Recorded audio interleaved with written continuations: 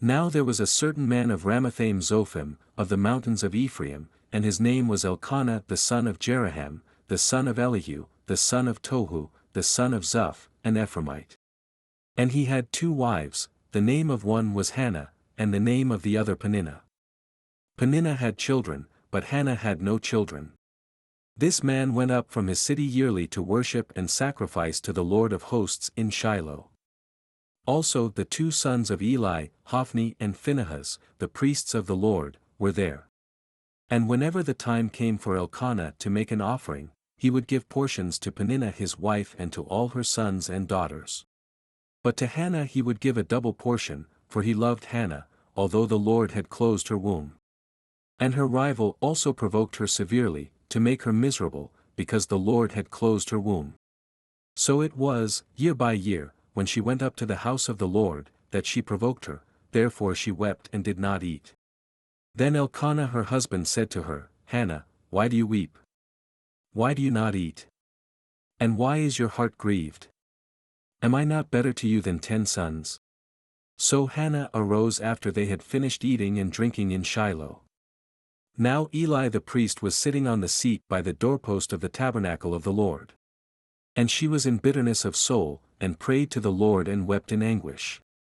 Then she made a vow and said, O Lord of hosts, if you will indeed look on the affliction of your maidservant and remember me, and not forget your maidservant, but will give your maidservant a male child, then I will give him to the Lord all the days of his life, and no razor shall come upon his head. And it happened, as she continued praying before the Lord, that Eli watched her mouth. Now Hannah spoke in her heart, only her lips moved, but her voice was not heard. Therefore Eli thought she was drunk. So Eli said to her, How long will you be drunk? Put your wine away from you. And Hannah answered and said, No, my lord, I am a woman of sorrowful spirit. I have drunk neither wine nor intoxicating drink, but have poured out my soul before the Lord. Do not consider your maidservant a wicked woman, for out of the abundance of my complaint and grief I have spoken until now. Then Eli answered and said, Go in peace, and the God of Israel grant your petition which you have asked of him. And she said, Let your maidservant find favor in your sight. So the woman went her way and ate, and her face was no longer sad. Then they rose early in the morning and worshipped before the Lord, and returned and came to their house at Ramah. And Elkanah knew Hannah his wife, and the Lord remembered her. So it came to pass in the process of time that Hannah conceived and bore a son, and called his name Samuel, saying, Because I have asked for him from the Lord.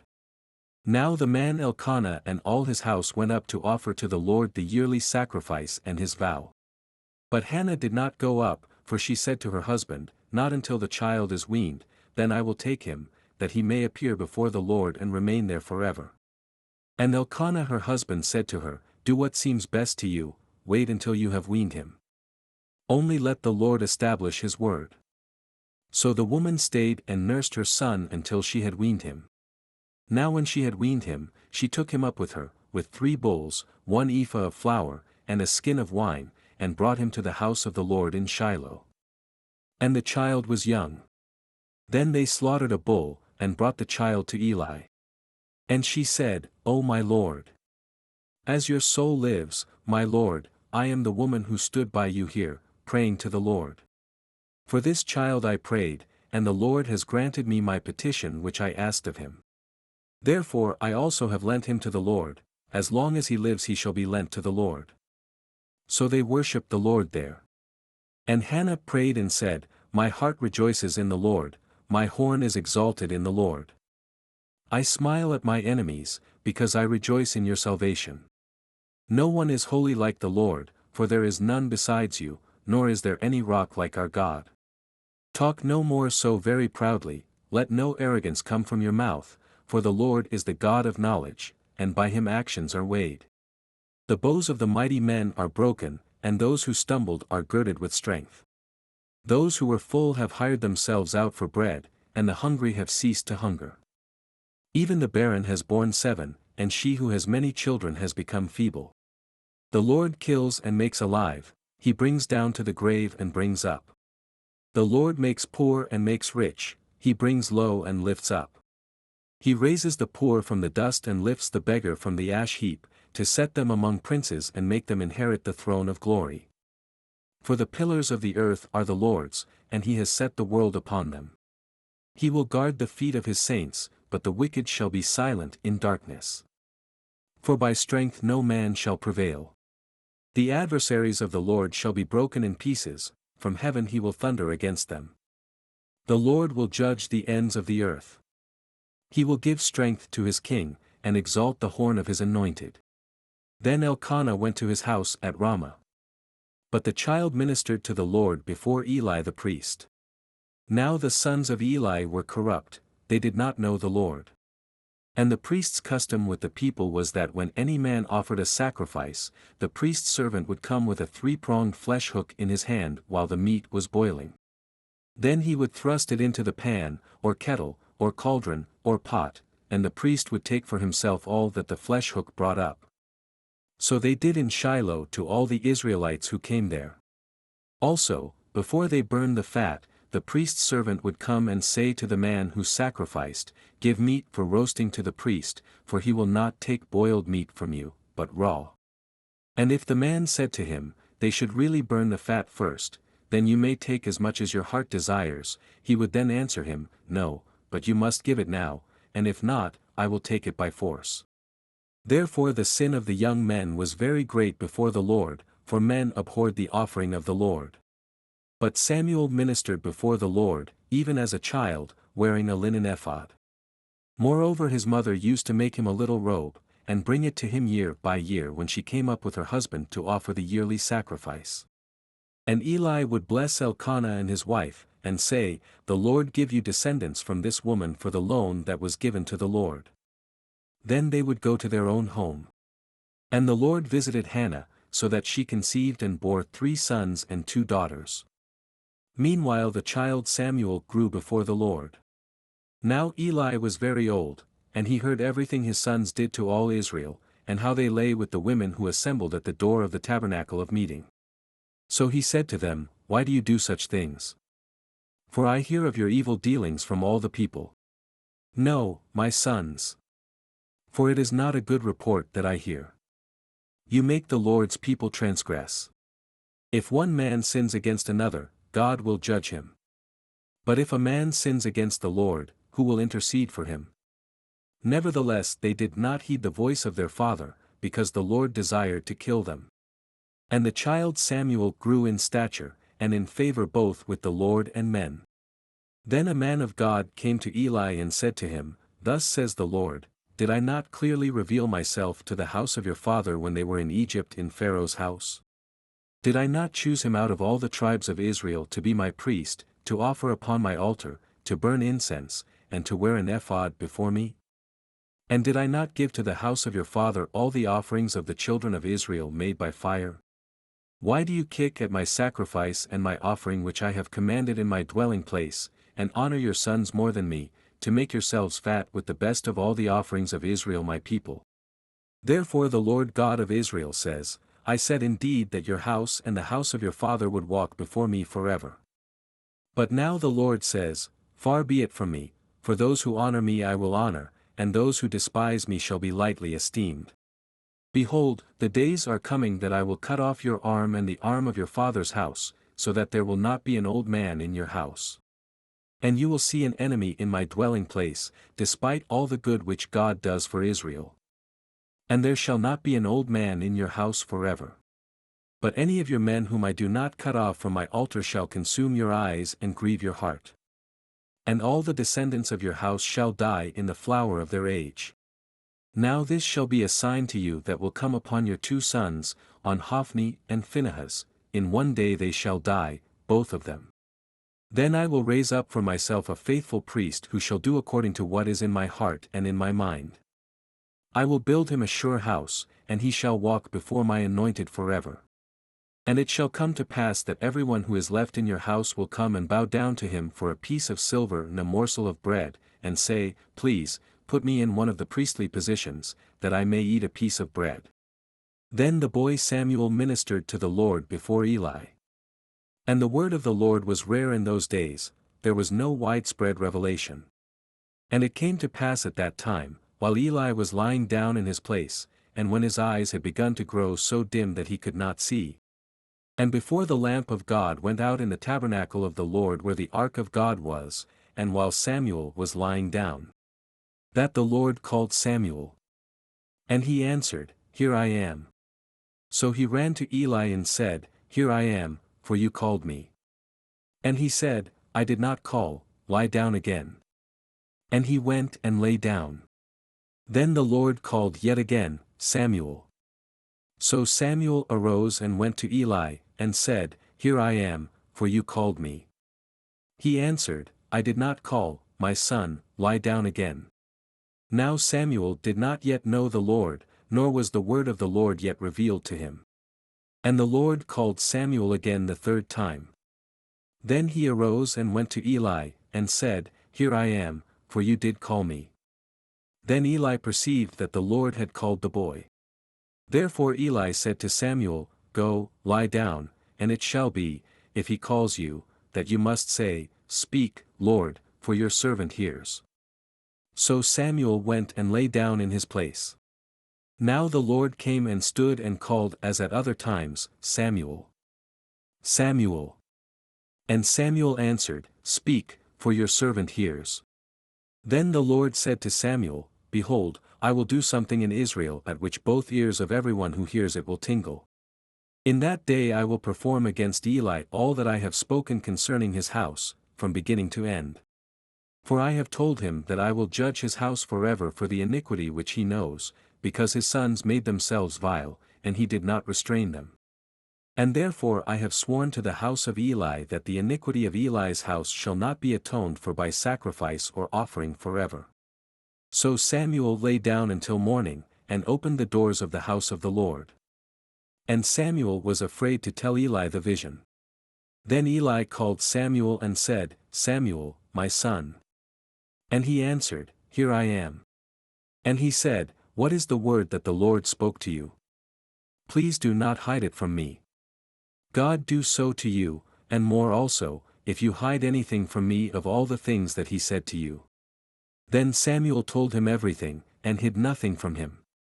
And he said, It is the Lord. Let him do what seems good to him. So Samuel grew, and the Lord was with him and let none of his words fall to the ground. And all Israel from Dan to Beersheba knew that Samuel had been established as a prophet of the Lord. Then the Lord appeared again in Shiloh. For the Lord revealed himself to Samuel in Shiloh by the word of the Lord. And the word of Samuel came to all Israel. Now Israel went out to battle against the Philistines, and encamped beside Ebenezer, and the Philistines encamped in Aphek. Then the Philistines put themselves in battle array against Israel. And when they joined battle, Israel was defeated by the Philistines, who killed about 4,000 men of the army in the field. And when the people had come into the camp, the elders of Israel said, Why has the Lord defeated us today before the Philistines?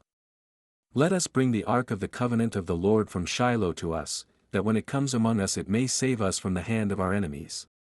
So the people sent to Shiloh, that they might bring from there the ark of the covenant of the Lord of hosts, who dwells between the cherubim. And the two sons of Eli, Hophni and Phinehas, were there with the ark of the covenant of God. And when the ark of the covenant of the Lord came into the camp, all Israel shouted so loudly that the earth shook. Now when the Philistines heard the noise of the shout, they said, What does the sound of this great shout in the camp of the Hebrews mean? Then they understood that the ark of the Lord had come into the camp. So the Philistines were afraid, for they said, God has come into the camp. And they said, Woe to us! For such a thing has never happened before. Woe to us! Who will deliver us from the hand of these mighty gods? These are the gods who struck the Egyptians with all the plagues in the wilderness. Be strong and conduct yourselves like men, you Philistines, that you do not become servants of the Hebrews, as they have been to you. Conduct yourselves like men, and fight. So the Philistines fought, and Israel was defeated, and every man fled to his tent. There was a very great slaughter, and there fell of Israel 30,000 foot soldiers.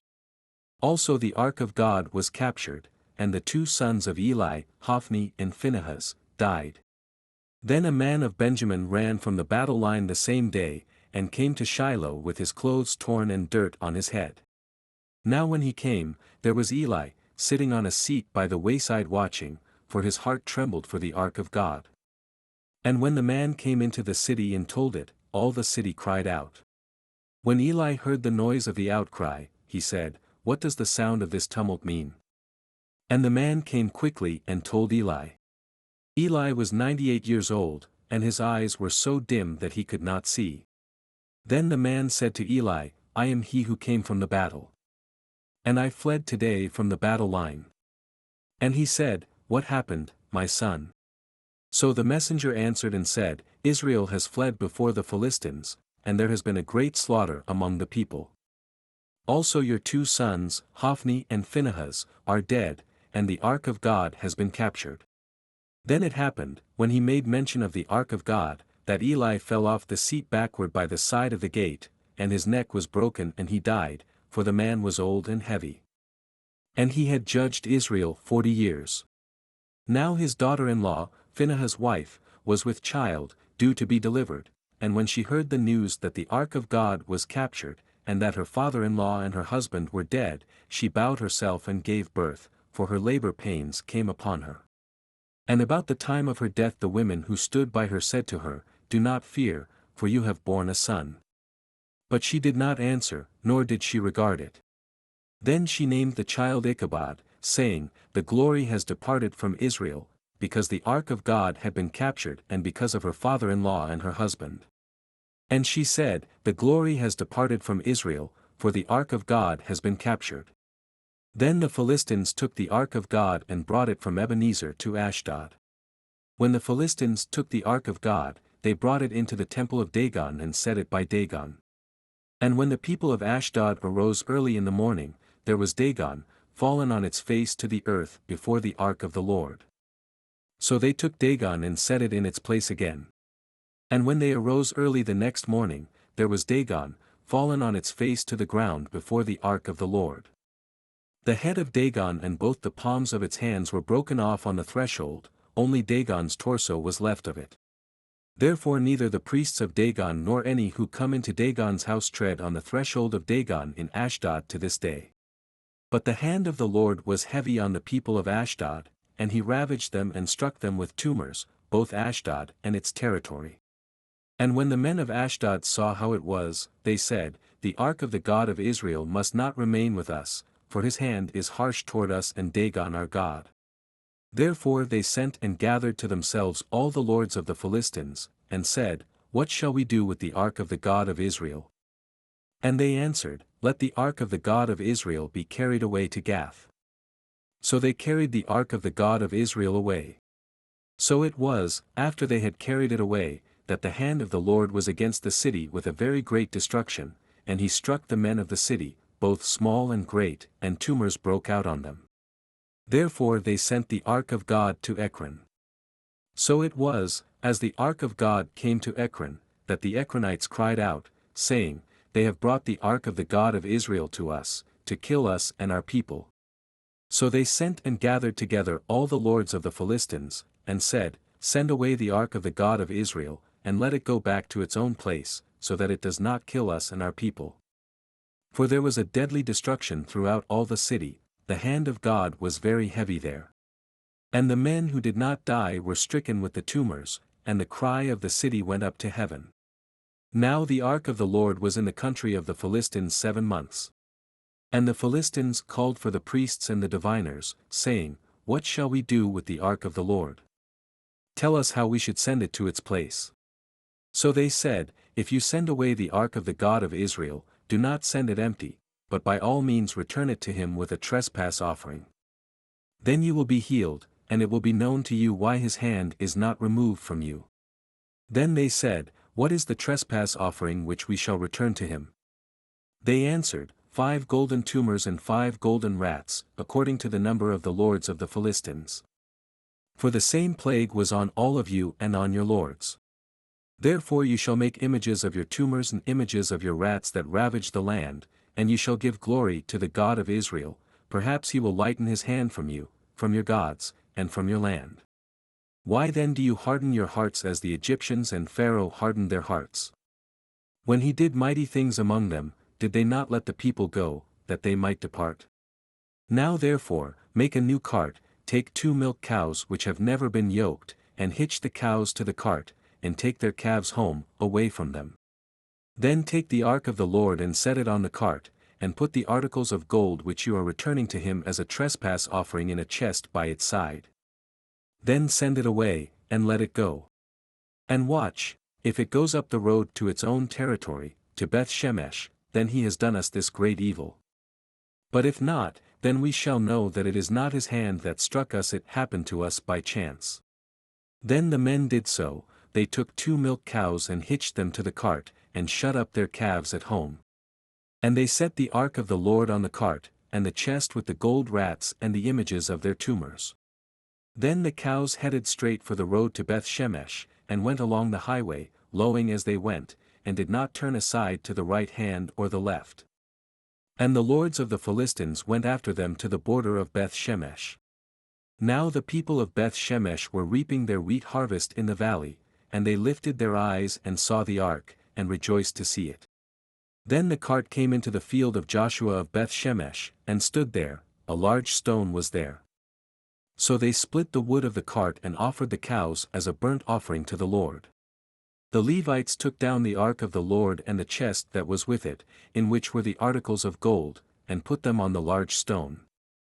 Then the men of Beth Shemesh offered burnt offerings and made sacrifices the same day to the Lord. So when the 5 lords of the Philistines had seen it, they returned to Ekron the same day. These are the golden tumors which the Philistines returned as a trespass offering to the Lord, 1 for Ashdod, 1 for Gaza, 1 for Ashkelon, 1 for Gath, 1 for Ekron. And the golden rats, according to the number of all the cities of the Philistines belonging to the 5 lords, both fortified cities and country villages, even as far as the large stone of Abel on which they set the ark of the Lord, which stone remains to this day in the field of Joshua of Beth Shemesh. Then he struck the men of Beth Shemesh, because they had looked into the ark of the Lord.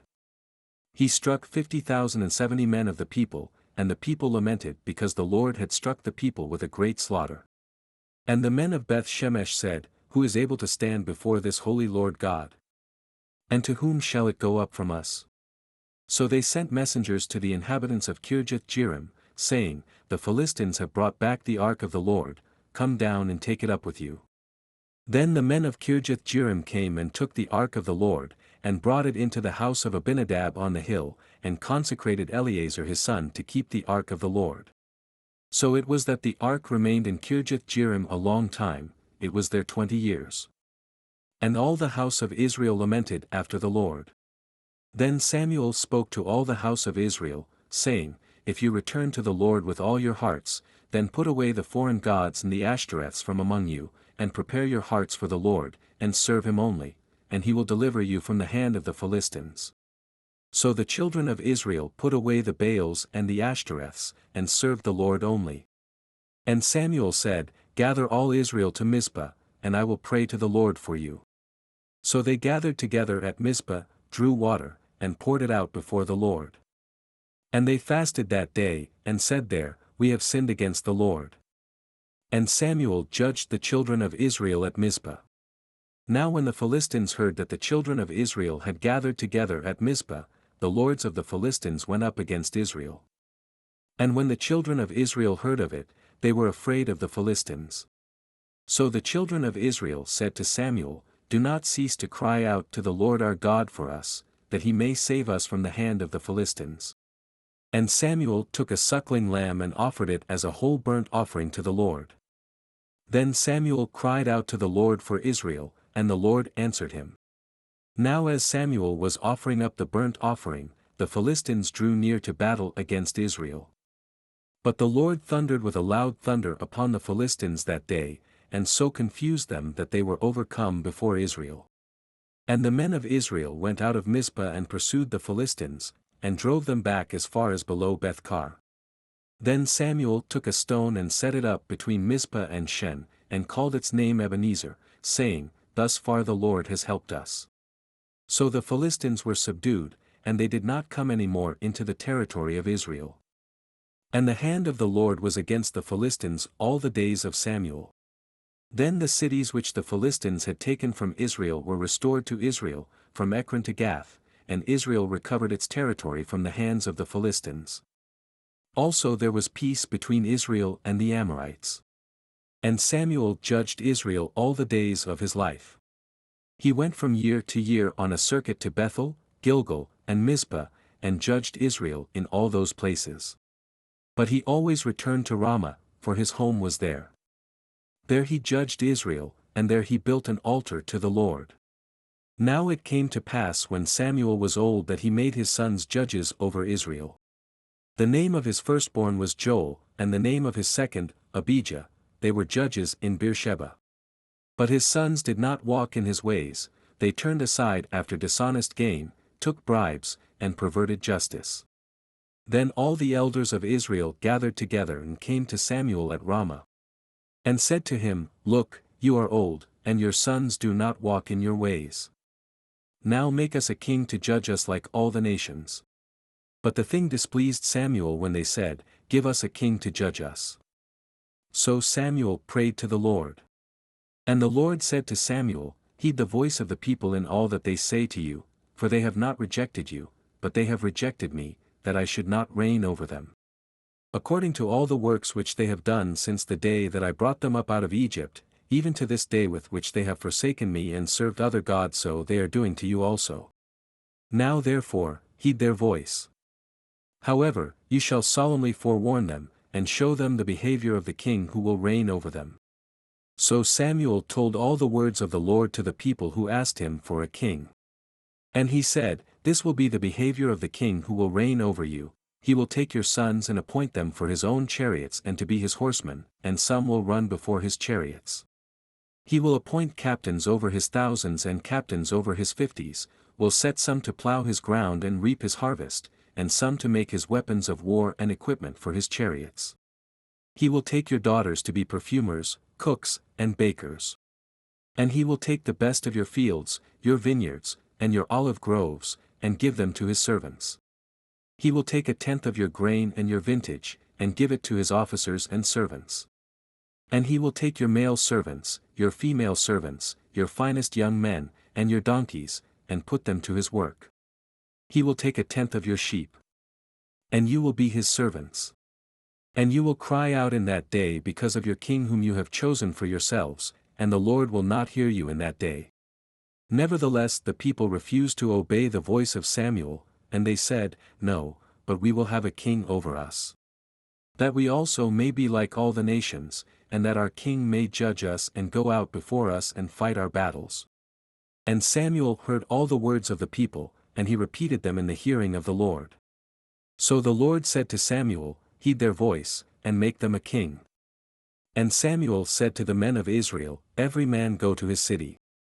There was a man of Benjamin whose name was Kish the son of Abiel, the son of Zerah, the son of Bechorath, the son of Aphiah, a Benjamite, a mighty man of power. And he had a choice and handsome son whose name was Saul. There was not a more handsome person than he among the children of Israel. From his shoulders upward he was taller than any of the people. Now the donkeys of Kish, Saul's father, were lost.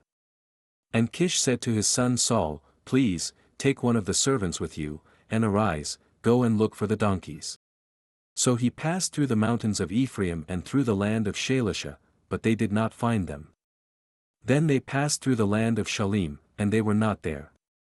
Then he passed through the land of the Benjamites, but they did not find them. When they had come to the land of Zuph, Saul said to his servant who was with him, Come, let us return, lest my father cease caring about the donkeys and become worried about us. And he said to him, Look now, there is in this city a man of God, and he is an honorable man, all that he says surely comes to pass. So let us go there, perhaps he can show us the way that we should go. Then Saul said to his servant, But look, if we go, what shall we bring the man? For the bread in our vessels is all gone, and there is no present to bring to the man of God. What do we have? And the servant answered Saul again and said, Look, I have here at hand 1/4 of a shekel of silver. I will give that to the man of God, to tell us our way. Formerly in Israel, when a man went to inquire of God, he spoke thus, Come, let us go to the seer, for he who is now called a prophet was formerly called a seer. Then Saul said to his servant, Well said, Come, let us go. So they went to the city where the man of God was. As they went up the hill to the city, they met some young women going out to draw water, and said to them, Is the seer here? And they answered them and said, Yes, there he is, just ahead of you. Hurry now, for today he came to this city, because there is a sacrifice of the people today on the high place. As soon as you come into the city, you will surely find him before he goes up to the high place to eat. For the people will not eat until he comes, because he must bless the sacrifice, afterward those who are invited will eat. Now therefore, go up, for about this time you will find him. So they went up to the city. As they were coming into the city, there was Samuel, coming out toward them on his way up to the high place. Now the Lord had told Samuel in his ear the day before Saul came, saying, Tomorrow about this time I will send you a man from the land of Benjamin, and you shall anoint him commander over my people Israel, that he may save my people from the hand of the Philistines, for I have looked upon my people, because their cry has come to me. And when Samuel saw Saul, the Lord said to him, There he is, the man of whom I spoke to you. This one shall reign over my people. Then Saul drew near to Samuel in the gate, and said, Please tell me, where is the seer's house? And Samuel answered Saul and said, I am the seer. Go up before me to the high place, for you shall eat with me today, and tomorrow I will let you go and will tell you all that is in your heart. But as for your donkeys that were lost 3 days ago, do not be anxious about them, for they have been found. And on whom is all the desire of Israel? Is it not on you and on all your father's house? And Saul answered and said, Am I not a Benjamite, of the smallest of the tribes of Israel, and my family the least of all the families of the tribe of Benjamin? Why then do you speak like this to me? Now Samuel took Saul and his servant and brought them into the hall, and had them sit in the place of honor among those who were invited. There were about 30 persons. And Samuel said to the cook, Bring the portion which I gave you, of which I said to you, Set it apart. So the cook took up the thigh with its upper part and set it before Saul. And Samuel said, Here it is, what was kept back. It was set apart for you. Eat, for until this time it has been kept for you, since I said I invited the people. So Saul ate with Samuel that day. When they had come down from the high place into the city, Samuel spoke with Saul on the top of the house. They arose early, and it was about the dawning of the day that Samuel called to Saul on the top of the house, saying, Get up, that I may send you on your way. And Saul arose, and both of them went outside, he and Samuel. As they were going down to the outskirts of the city, Samuel said to Saul, Tell the servant to go on ahead of us. And he went on. But you stand here a while, that I may announce to you the word of God. Then Samuel took a flask of oil and poured it on his head, and kissed him and said, Is it not because the Lord has anointed you commander over his inheritance? When you have departed from me today, you will find 2 men by Rachel's tomb in the territory of Benjamin at Zelzah, and they will say to you, The donkeys which you went to look for have been found. And now your father has ceased caring about the donkeys and is worrying about you, saying, What shall I do about my son? Then you shall go on forward from there and come to the terebinth tree of Tabor. There 3 men going up to God at Bethel will meet you, one carrying 3 young goats, another carrying 3 loaves of bread, and another carrying a skin of wine. And they will greet you and give you 2 loaves of bread, which you shall receive from their hands. After that you shall come to the hill of God where the Philistine garrison is. And it will happen, when you have come there to the city, that you will meet a group of prophets coming down from the high place with a stringed instrument, a tambourine, a flute, and a harp before them, and they will be prophesying. Then the Spirit of the Lord will come upon you, and you will prophesy with them and be turned into another man. And let it be, when these signs come to you, that you do as the occasion demands, for God is with you. You shall go down before me to Gilgal, and surely I will come down to you to offer burnt offerings and make sacrifices of peace offerings. 7 days you shall wait, till I come to you and show you what you should do. So it was, when he had turned his back to go from Samuel, that God gave him another heart, and all those signs came to pass that day. When they came there to the hill, there was a group of prophets to meet him, then the Spirit of God came upon him, and he prophesied among them. And it happened, when all who knew him formerly saw that he indeed prophesied among the prophets, that the people said to one another, "What is this that has come upon the son of Kish? Is Saul also among the prophets?" Then a man from there answered and said, "But who is their father?" Therefore it became a proverb, "Is Saul also among the prophets?" And when he had finished prophesying, he went to the high place. Then Saul's uncle said to him and his servant, "Where did you go?" So he said, "To look for the donkeys. When we saw that they were nowhere to be found, we went to Samuel." And Saul's uncle said, "Tell me, please, what Samuel said to you." So Saul said to his uncle, "He told us plainly that the donkeys had been found." But about the matter of the kingdom, he did not tell him what Samuel had said. Then Samuel called the people together to the Lord at Mizpah. And said to the children of Israel, "Thus says the Lord God of Israel, I brought up Israel out of Egypt, and delivered you from the hand of the Egyptians and from the hand of all kingdoms and from those who oppressed you.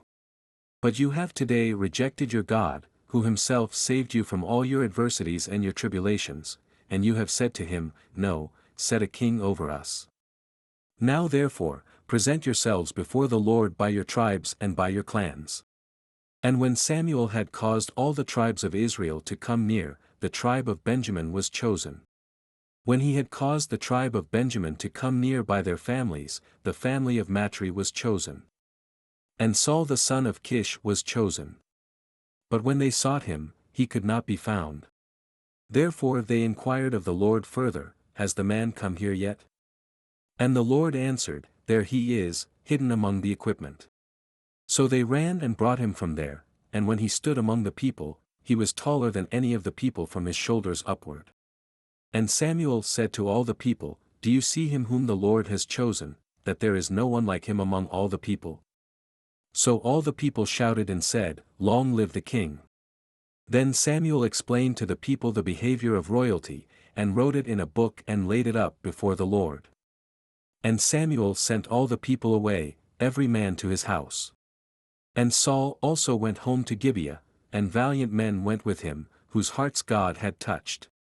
But some rebels said, "How can this man save us?" So they despised him, and brought him no presents. But he held his peace. Then Nahash the Ammonite came up and encamped against Jabesh Gilead, and all the men of Jabesh said to Nahash, "Make a covenant with us, and we will serve you."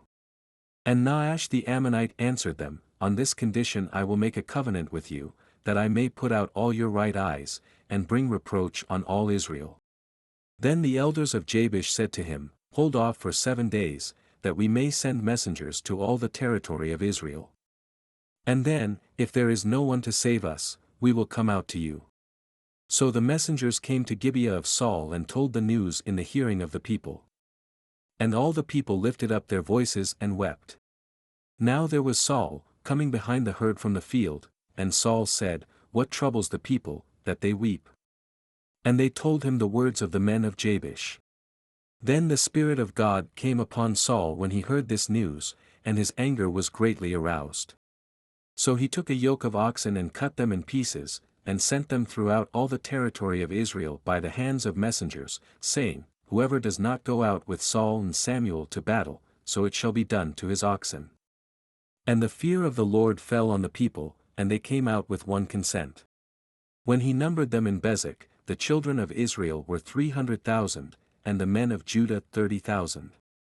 And they said to the messengers who came, "Thus you shall say to the men of Jabesh Gilead, Tomorrow, by the time the sun is hot, you shall have help." Then the messengers came and reported it to the men of Jabesh, and they were glad. Therefore the men of Jabesh said, "Tomorrow we will come out to you, and you may do with us whatever seems good to you." So it was, on the next day, that Saul put the people in 3 companies, and they came into the midst of the camp in the morning watch, and killed Ammonites until the heat of the day. And it happened that those who survived were scattered, so that no 2 of them were left together. Then the people said to Samuel, "Who is he who said, 'Shall Saul reign over us?' Bring the men, that we may put them to death."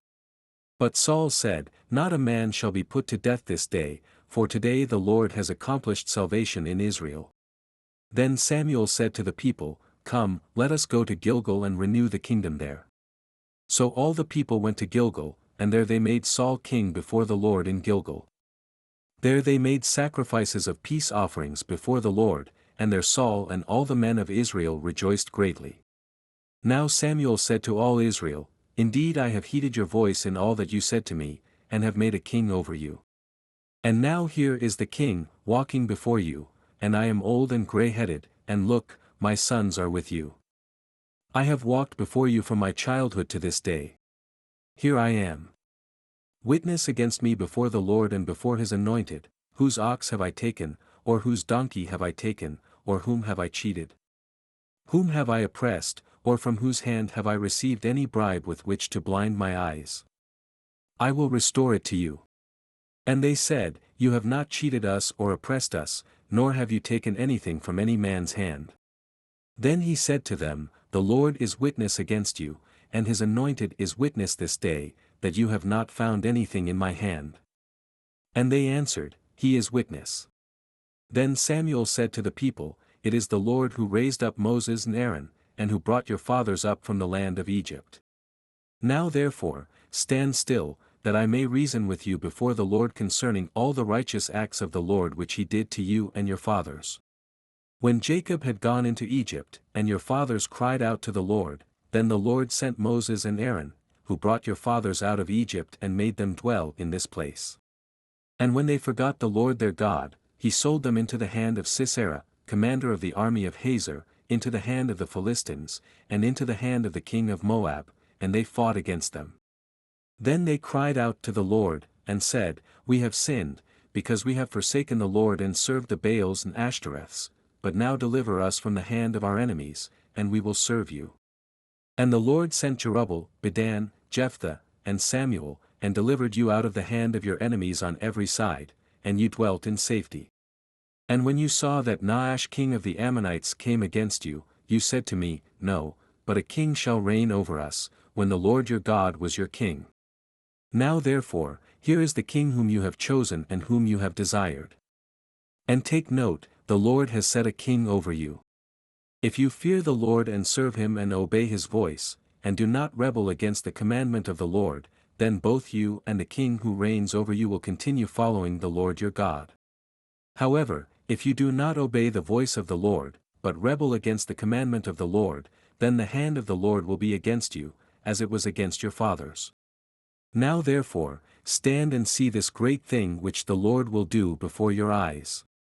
Is today not the wheat harvest? I will call to the Lord, and he will send thunder and rain, that you may perceive and see that your wickedness is great, which you have done in the sight of the Lord, in asking a king for yourselves. So Samuel called to the Lord, and the Lord sent thunder and rain that day, and all the people greatly feared the Lord and Samuel. And all the people said to Samuel, Pray for your servants to the Lord your God, that we may not die, for we have added to all our sins the evil of asking a king for ourselves. Then Samuel said to the people, Do not fear. You have done all this wickedness, yet do not turn aside from following the Lord, but serve the Lord with all your heart. And do not turn aside, for then you would go after empty things which cannot profit or deliver, for they are nothing. For the Lord will not forsake his people, for his great name's sake, because it has pleased the Lord to make you his people. Moreover, as for me, far be it from me that I should sin against the Lord in ceasing to pray for you, but I will teach you the good and the right way. Only fear the Lord, and serve him in truth with all your heart, for consider what great things he has done for you. But if you still do wickedly, you shall be swept away, both you and your king. Saul reigned 1 year, and when he had reigned 2 years over Israel, Saul chose for himself 3,000 men of Israel. 2,000 were with Saul in Michmash and in the mountains of Bethel, and 1,000 were with Jonathan in Gibeah of Benjamin. The rest of the people he sent away, every man to his tent. And Jonathan attacked the garrison of the Philistines that was in Geba, and the Philistines heard of it. Then Saul blew the trumpet throughout all the land, saying, Let the Hebrews hear. Now all Israel heard it said that Saul had attacked a garrison of the Philistines, and that Israel had also become an abomination to the Philistines. And the people were called together to Saul at Gilgal. Then the Philistines gathered together to fight with Israel, 30,000 chariots and 6,000 horsemen, and people as the sand which is on the seashore in multitude. And they came up and encamped in Michmash, to the east of Beth-aven. When the men of Israel saw that they were in danger, for the people were distressed, then the people hid in caves, in thickets, in rocks, in holes, and in pits. And some of the Hebrews crossed over the Jordan to the land of Gad and Gilead. As for Saul, he was still in Gilgal, and all the people followed him trembling. Then he waited 7 days, according to the time set by Samuel. But Samuel did not come to Gilgal, and the people were scattered from him. So Saul said, "Bring a burnt offering and peace offerings here to me." And he offered the burnt offering. Now it happened, as soon as he had finished presenting the burnt offering, that Samuel came, and Saul went out to meet him, that he might greet him. And Samuel said, "What have you done?" And Saul said, "When I saw that the people were scattered from me, and that you did not come within the days appointed, and that the Philistines gathered together at Michmash. Then I said, the Philistines will now come down on me at Gilgal, and I have not made supplication to the Lord. Therefore I felt compelled, and offered a burnt offering." And Samuel said to Saul, "You have done foolishly. You have not kept the commandment of the Lord your God, which he commanded you. For now the Lord would have established your kingdom over Israel forever. But now your kingdom shall not continue. The Lord has sought for himself a man after his own heart, and the Lord has commanded him to be commander over his people, because you have not kept what the Lord commanded you." Then Samuel arose and went up from Gilgal to Gibeah of Benjamin. And Saul numbered the people present with him, about 600 men. Saul, Jonathan his son, and the people present with them remained in Gibeah of Benjamin. But the Philistines encamped in Michmash. Then raiders came out of the camp of the Philistines in 3 companies. One company turned to the road to Ophrah, to the land of Sheol. Another company turned to the road to Beth-horon, and another company turned to the road of the border that overlooks the valley of Zeboim toward the wilderness. Now there was no blacksmith to be found throughout all the land of Israel, for the Philistines said, "Lest the Hebrews make swords or spears." But all the Israelites would go down to the Philistines to sharpen each man's plowshare, his mattock, his axe, and his sickle. And the charge for a sharpening was a pim for the plowshares, the mattocks, the forks, and the axes, and to set the points of the goads. So it came about, on the day of battle, that there was neither sword nor spear found in the hand of any of the people who were with Saul and Jonathan. But they were found with Saul and Jonathan his son. And the garrison of the Philistines went out to the pass of Michmash. Now it happened one day that Jonathan the son of Saul said to the young man who bore his armor, "Come, let us go over to the Philistines' garrison that is on the other side." But he did not tell his father. And Saul was sitting in the outskirts of Gibeah under a pomegranate tree which is in Migron. The people who were with him were about 600 men. Ahijah the son of Ahitub, Ichabod's brother, the son of Phinehas, the son of Eli, the Lord's priest in Shiloh, was wearing an ephod. But the people did not know that Jonathan had gone. Between the passes, by which Jonathan sought to go over to the Philistines' garrison, there was a sharp rock on one side and a sharp rock on the other side. And the name of one was Bozez, and the name of the other Sene. The front of one faced northward opposite Michmash, and the other southward opposite Gibeah. Then Jonathan said to the young man who bore his armor, "Come, let us go over to the garrison of these uncircumcised, it may be that the Lord will work for us. For nothing restrains the Lord from saving by many or by few." So his armor-bearer said to him, "Do all that is in your heart. Go then, here I am with you, according to your heart." Then Jonathan said, "Very well, let us cross over to these men, and we will show ourselves to them. If they say thus to us, 'Wait until we come to you,' then we will stand still in our place and not go up to them. But if they say thus, 'Come up to us,' then we will go up. For the Lord has delivered them into our hand, and this will be a sign to us." So both of them showed themselves to the garrison of the Philistines. And the Philistines said, Look, the Hebrews are coming out of the holes where they have hidden. Then the men of the garrison called to Jonathan and his armor-bearer, and said, Come up to us, and we will show you something. Jonathan said to his armor-bearer, Come up after me, for the Lord has delivered them into the hand of Israel. And Jonathan climbed up on his hands and knees with his armor-bearer after him, and they fell before Jonathan. And as he came after him, his armor-bearer killed them. That first slaughter which Jonathan and his armor-bearer made was about 20 men within about half an acre of land. And there was trembling in the camp, in the field, and among all the people. The garrison and the raiders also trembled, and the earth quaked, so that it was a very great trembling. Now the watchmen of Saul in Gibeah of Benjamin looked, and there was the multitude, melting away, and they went here and there. Then Saul said to the people who were with him, Now call the roll and see who has gone from us. And when they had called the roll, surprisingly, Jonathan and his armor-bearer were not there. And Saul said to Ahijah, Bring the ark of God here, for at that time the ark of God was with the children of Israel. Now it happened, while Saul talked to the priest, that the noise which was in the camp of the Philistines continued to increase, so Saul said to the priest, Withdraw your hand. Then Saul and all the people who were with him assembled, and they went to the battle, and indeed every man's sword was against his neighbor, and there was very great confusion. Moreover the Hebrews who were with the Philistines before that time, who went up with them into the camp from the surrounding country, they also joined the Israelites who were with Saul and Jonathan.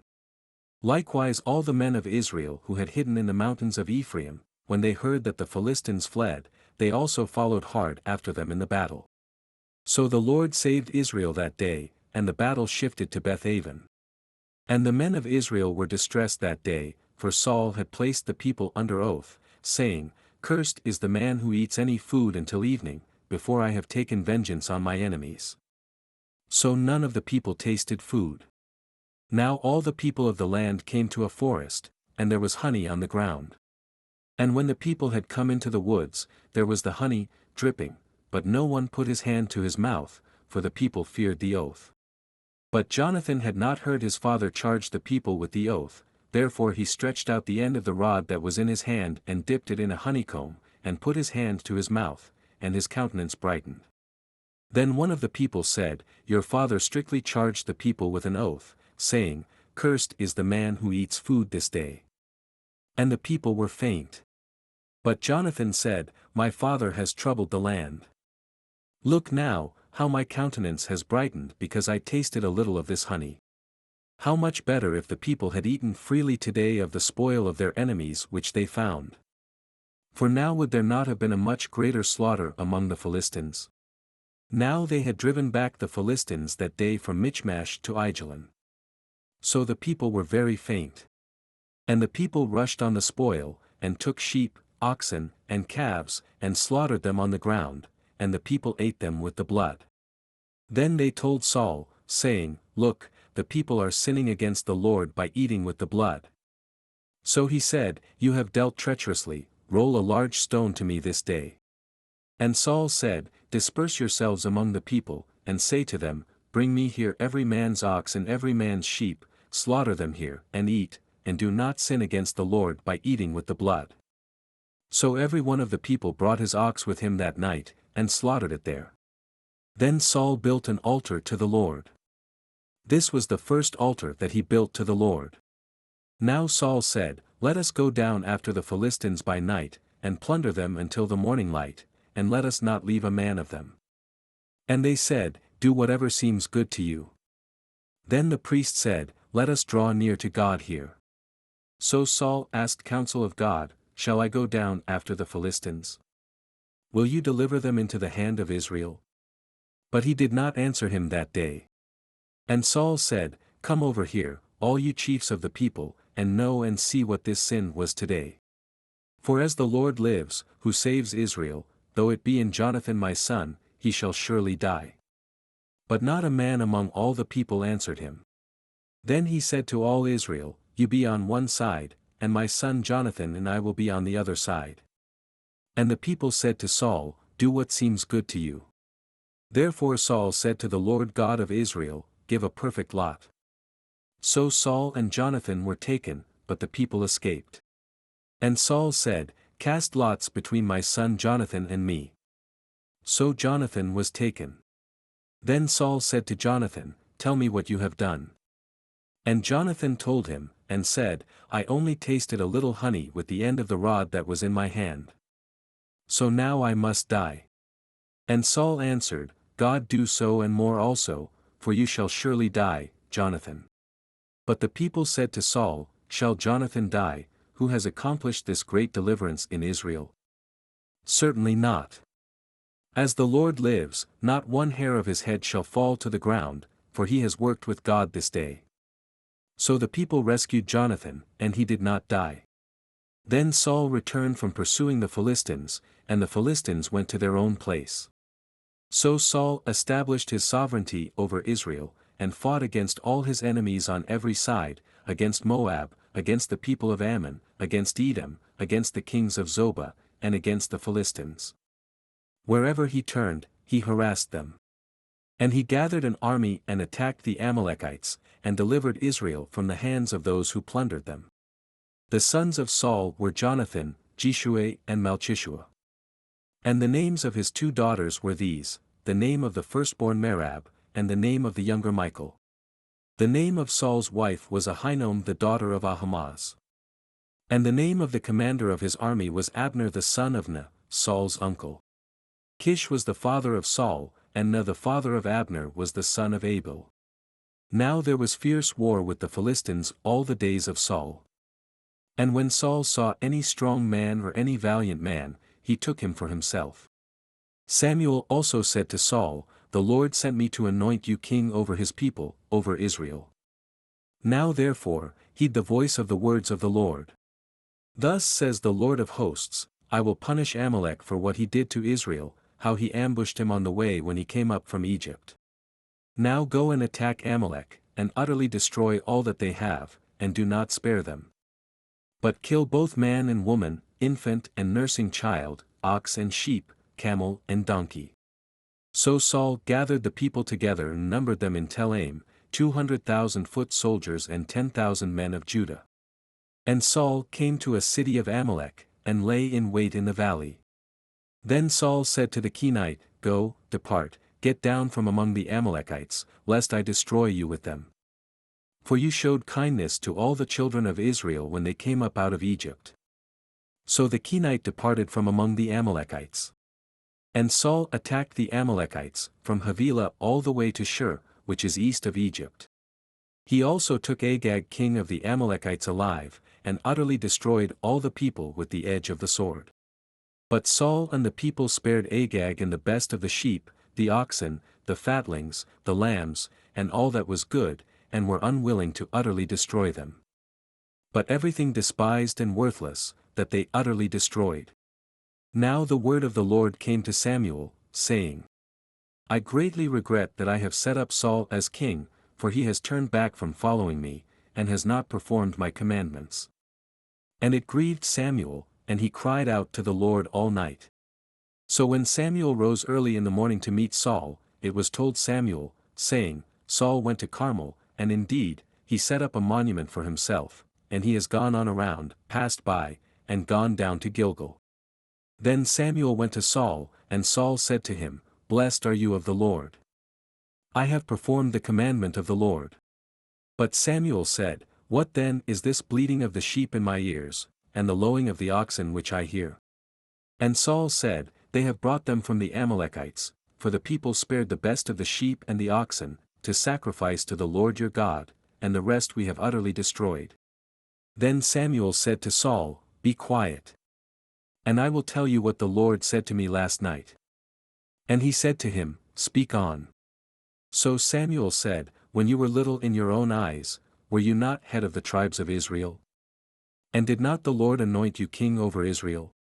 Now the Lord sent you on a mission, and said, Go, and utterly destroy the sinners, the Amalekites, and fight against them until they are consumed. Why then did you not obey the voice of the Lord? Why did you swoop down on the spoil, and do evil in the sight of the Lord? And Saul said to Samuel, but I have obeyed the voice of the Lord, and gone on the mission on which the Lord sent me, and brought back Agag king of Amalek. I have utterly destroyed the Amalekites. But the people took of the plunder, sheep and oxen, the best of the things which should have been utterly destroyed, to sacrifice to the Lord your God in Gilgal. So Samuel said, Has the Lord as great delight in burnt offerings and sacrifices, as in obeying the voice of the Lord?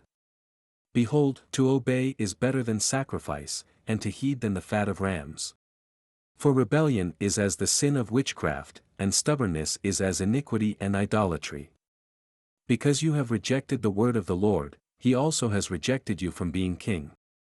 Then Saul said to Samuel, I have sinned, for I have transgressed the commandment of the Lord and your words, because I feared the people and obeyed their voice. Now therefore, please pardon my sin, and return with me, that I may worship the Lord. But Samuel said to Saul, I will not return with you, for you have rejected the word of the Lord, and the Lord has rejected you from being king over Israel. And as Samuel turned around to go away, Saul seized the edge of his robe, and it tore. So Samuel said to him, The Lord has torn the kingdom of Israel from you today, and has given it to a neighbor of yours, who is better than you. And also the strength of Israel will not lie nor relent. For he is not a man, that he should relent. Then he said, I have sinned, yet honor me now, please, before the elders of my people and before Israel, and return with me, that I may worship the Lord your God. So Samuel turned back after Saul, and Saul worshipped the Lord. Then Samuel said, Bring Agag king of the Amalekites here to me. So Agag came to him cautiously. And Agag said, Surely the bitterness of death is past. But Samuel said, As your sword has made women childless, so shall your mother be childless among women. And Samuel hacked Agag in pieces before the Lord in Gilgal. Then Samuel went to Ramah, and Saul went up to his house at Gibeah of Saul. And Samuel went no more to see Saul until the day of his death. Nevertheless Samuel mourned for Saul, and the Lord regretted that he had made Saul king over Israel. Now the Lord said to Samuel, How long will you mourn for Saul, seeing I have rejected him from reigning over Israel? Fill your horn with oil, and go, I am sending you to Jesse the Bethlehemite. For I have provided myself a king among his sons. And Samuel said, How can I go? If Saul hears it, he will kill me. And the Lord said, Take a heifer with you, and say, I have come to sacrifice to the Lord. Then invite Jesse to the sacrifice, and I will show you what you shall do, you shall anoint for me the one I name to you. So Samuel did what the Lord said, and went to Bethlehem. And the elders of the town trembled at his coming, and said, Do you come peaceably? And he said, Peaceably, I have come to sacrifice to the Lord. Sanctify yourselves, and come with me to the sacrifice. Then he consecrated Jesse and his sons, and invited them to the sacrifice. So it was, when they came, that he looked at Eliab and said, Surely the Lord's anointed is before him. But the Lord said to Samuel, Do not look at his appearance or at the height of his stature, because I have refused him. For the Lord does not see as man sees, for man looks at the outward appearance, but the Lord looks at the heart. So Jesse called Abinadab, and made him pass before Samuel. And he said, Neither has the Lord chosen this one. Then Jesse made Shammah pass by. And he said, Neither has the Lord chosen this one. Thus Jesse made 7 of his sons pass before Samuel. And Samuel said to Jesse, The Lord has not chosen these. And Samuel said to Jesse, Are all the young men here? Then he said, There remains yet the youngest, and there he is, keeping the sheep. And Samuel said to Jesse, Send and bring him. For we will not sit down till he comes here. So he sent and brought him in. Now he was ruddy, with bright eyes, and good-looking. And the Lord said, Arise, anoint him, for this is the one. Then Samuel took the horn of oil and anointed him in the midst of his brothers, and the Spirit of the Lord came upon David from that day forward. So Samuel arose and went to Ramah. But the Spirit of the Lord departed from Saul, and a distressing spirit from the Lord troubled him. And Saul's servants said to him, Surely, a distressing spirit from God is troubling you.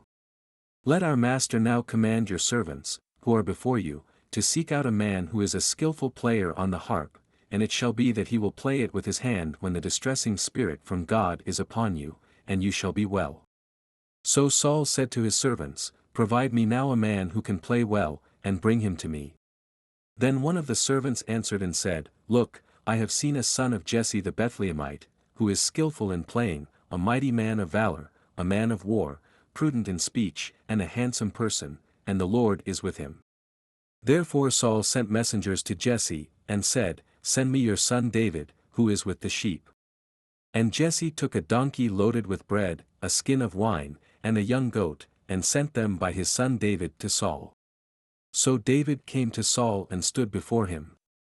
And he loved him greatly, and he became his armor-bearer.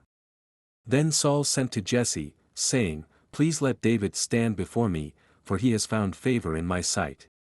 And so it was, whenever the Spirit from God was upon Saul, that David would take a harp and play it with his hand. Then Saul would become refreshed and well, and the distressing spirit would depart from him. Now the Philistines gathered their armies together to battle, and were gathered together at Soko, which belongs to Judah. They encamped between Soko and Azekah, in Ephes-dammim. And Saul and the men of Israel were gathered together, and they encamped in the valley of Elah, and drew up in battle array against the Philistines. The Philistines stood on a mountain on one side, and Israel stood on a mountain on the other side, with a valley between them. And a champion went out from the camp of the Philistines, named Goliath, from Gath, whose height was 6 cubits and a span.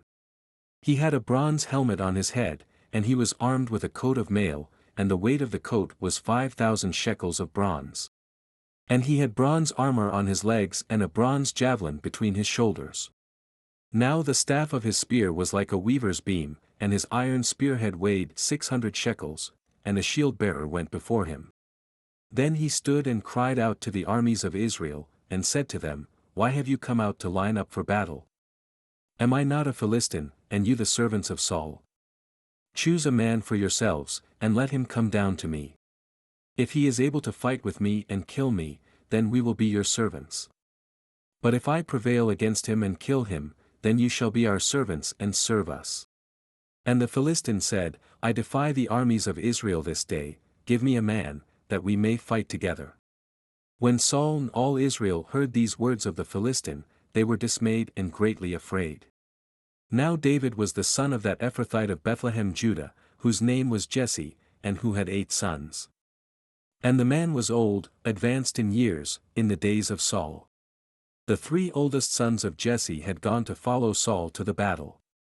The names of his 3 sons who went to the battle were Eliab the firstborn, next to him Abinadab, and the third Shammah. David was the youngest. And the 3 oldest followed Saul. But David occasionally went and returned from Saul to feed his father's sheep at Bethlehem. And the Philistine drew near and presented himself 40 days, morning and evening. Then Jesse said to his son David, Take now for your brothers an ephah of this dried grain and these 10 loaves, and run to your brothers at the camp. And carry these 10 cheeses to the captain of their 1,000, and see how your brothers fare, and bring back news of them. Now Saul and they and all the men of Israel were in the valley of Elah, fighting with the Philistines. So David rose early in the morning, left the sheep with a keeper, and took the things and went as Jesse had commanded him. And he came to the camp as the army was going out to the fight and shouting for the battle. For Israel and the Philistines had drawn up in battle array, army against army. And David left his supplies in the hand of the supply keeper, ran to the army, and came and greeted his brothers. Then as he talked with them, there was the champion, the Philistine of Gath, Goliath by name, coming up from the armies of the Philistines, and he spoke according to the same words. So David heard them. And all the men of Israel, when they saw the man, fled from him and were dreadfully afraid. So the men of Israel said, Have you seen this man who has come up? Surely he has come up to defy Israel, and it shall be that the man who kills him the king will enrich with great riches, will give him his daughter, and give his father's house exemption from taxes in Israel. Then David spoke to the men who stood by him, saying, What shall be done for the man who kills this Philistine and takes away the reproach from Israel? For who is this uncircumcised Philistine, that he should defy the armies of the living God? And the people answered him in this manner, saying, So shall it be done for the man who kills him. Now Eliab his oldest brother heard when he spoke to the men, and Eliab's anger was aroused against David, and he said, Why did you come down here? And with whom have you left those few sheep in the wilderness? I know your pride and the insolence of your heart, for you have come down to see the battle. And David said, What have I done now? Is there not a cause? Then he turned from him toward another and said the same thing, and these people answered him as the first ones did. Now when the words which David spoke were heard, they reported them to Saul, and he sent for him. Then David said to Saul, Let no man's heart fail because of him, your servant will go and fight with this Philistine. And Saul said to David, You are not able to go against this Philistine to fight with him, for you are a youth, and he a man of war from his youth. But David said to Saul, Your servant used to keep his father's sheep, and when a lion or a bear came and took a lamb out of the flock, I went out after it and struck it, and delivered the lamb from its mouth, and when it arose against me, I caught it by its beard, and struck and killed it. Your servant has killed both lion and bear, and this uncircumcised Philistine will be like one of them, seeing he has defied the armies of the living God. Moreover David said, The Lord, who delivered me from the paw of the lion and from the paw of the bear, he will deliver me from the hand of this Philistine. And Saul said to David, Go, and the Lord be with you. So Saul clothed David with his armor, and he put a bronze helmet on his head, he also clothed him with a coat of mail. David fastened his sword to his armor and tried to walk, for he had not tested them. And David said to Saul, I cannot walk with these, for I have not tested them. So David took them off. Then he took his staff in his hand, and he chose for himself 5 smooth stones from the brook, and put them in a shepherd's bag, in a pouch which he had, and his sling was in his hand. And he drew near to the Philistine. So the Philistine came, and began drawing near to David, and the man who bore the shield went before him. And when the Philistine looked about and saw David, he disdained him, for he was only a youth, ruddy and good-looking. So the Philistine said to David, Am I a dog, that you come to me with sticks? And the Philistine cursed David by his gods. And the Philistine said to David, Come to me, and I will give your flesh to the birds of the air and the beasts of the field. Then David said to the Philistine, You come to me with a sword, with a spear, and with a javelin. But I come to you in the name of the Lord of hosts, the God of the armies of Israel, whom you have defied. This day the Lord will deliver you into my hand, and I will strike you and take your head from you. And this day I will give the carcasses of the camp of the Philistines to the birds of the air and the wild beasts of the earth, that all the earth may know that there is a God in Israel. Then all this assembly shall know that the Lord does not save with sword and spear, for the battle is the Lord's, and he will give you into our hands. So it was, when the Philistine arose and came and drew near to meet David, that David hastened and ran toward the army to meet the Philistine. Then David put his hand in his bag and took out a stone, and he slung it and struck the Philistine in his forehead, so that the stone sank into his forehead, and he fell on his face to the earth. So David prevailed over the Philistine with a sling and a stone, and struck the Philistine and killed him. But there was no sword in the hand of David. Therefore David ran and stood over the Philistine, took his sword and drew it out of its sheath and killed him, and cut off his head with it. And when the Philistines saw that their champion was dead, they fled. Now the men of Israel and Judah arose and shouted, and pursued the Philistines as far as the entrance of the valley and to the gates of Ekron. And the wounded of the Philistines fell along the road to Sharaim, even as far as Gath and Ekron. Then the children of Israel returned from chasing the Philistines, and they plundered their tents. And David took the head of the Philistine and brought it to Jerusalem, but he put his armor in his tent. When Saul saw David going out against the Philistine, he said to Abner, the commander of the army, Abner, whose son is this youth? And Abner said, As your soul lives, O king, I do not know. So the king said, Inquire whose son this young man is. Then, as David returned from the slaughter of the Philistine, Abner took him and brought him before Saul with the head of the Philistine in his hand. And Saul said to him, Whose son are you, young man? So David answered, I am the son of your servant Jesse the Bethlehemite.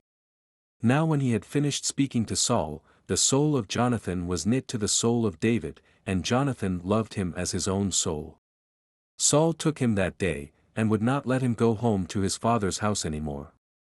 Then Jonathan and David made a covenant, because he loved him as his own soul. And Jonathan took off the robe that was on him and gave it to David, with his armor, even to his sword and his bow and his belt. So David went out wherever Saul sent him, and behaved wisely. And Saul set him over the men of war, and he was accepted in the sight of all the people and also in the sight of Saul's servants. Now it had happened as they were coming home, when David was returning from the slaughter of the Philistine, that the women had come out of all the cities of Israel, singing and dancing, to meet King Saul, with tambourines, with joy, and with musical instruments. So the women sang as they danced, and said, Saul has slain his thousands, and David his 10,000s. Then Saul was very angry, and the saying displeased him, and he said, They have ascribed to David 10,000s, and to me they have ascribed only thousands. Now what more can he have but the kingdom? So Saul eyed David from that day forward. And it happened on the next day that the distressing spirit from God came upon Saul, and he prophesied inside the house. So David played music with his hand, as at other times, but there was a spear in Saul's hand. And Saul cast the spear, for he said, I will pin David to the wall. But David escaped his presence twice. Now Saul was afraid of David, because the Lord was with him, but had departed from Saul. Therefore Saul removed him from his presence, and made him his captain over 1,000, and he went out and came in before the people. And David behaved wisely in all his ways, and the Lord was with him. Therefore, when Saul saw that he behaved very wisely, he was afraid of him. But all Israel and Judah loved David, because he went out and came in before them. Then Saul said to David, Here is my older daughter Merab, I will give her to you as a wife. Only be valiant for me, and fight the Lord's battles. For Saul thought, Let my hand not be against him, but let the hand of the Philistines be against him. So David said to Saul, Who am I, and what is my life or my father's family in Israel, that I should be son-in-law to the king? But it happened at the time when Merab, Saul's daughter, should have been given to David, that she was given to Adriel the Mahalathite as a wife. Now Michal, Saul's daughter, loved David. And they told Saul, and the thing pleased him. So Saul said, I will give her to him, that she may be a snare to him, and that the hand of the Philistines may be against him. Therefore Saul said to David a second time, You shall be my son-in-law today. And Saul commanded his servants, Communicate with David secretly, and say, Look, the king has delight in you, and all his servants love you. Now therefore, become the king's son-in-law. So Saul's servants spoke those words in the hearing of David.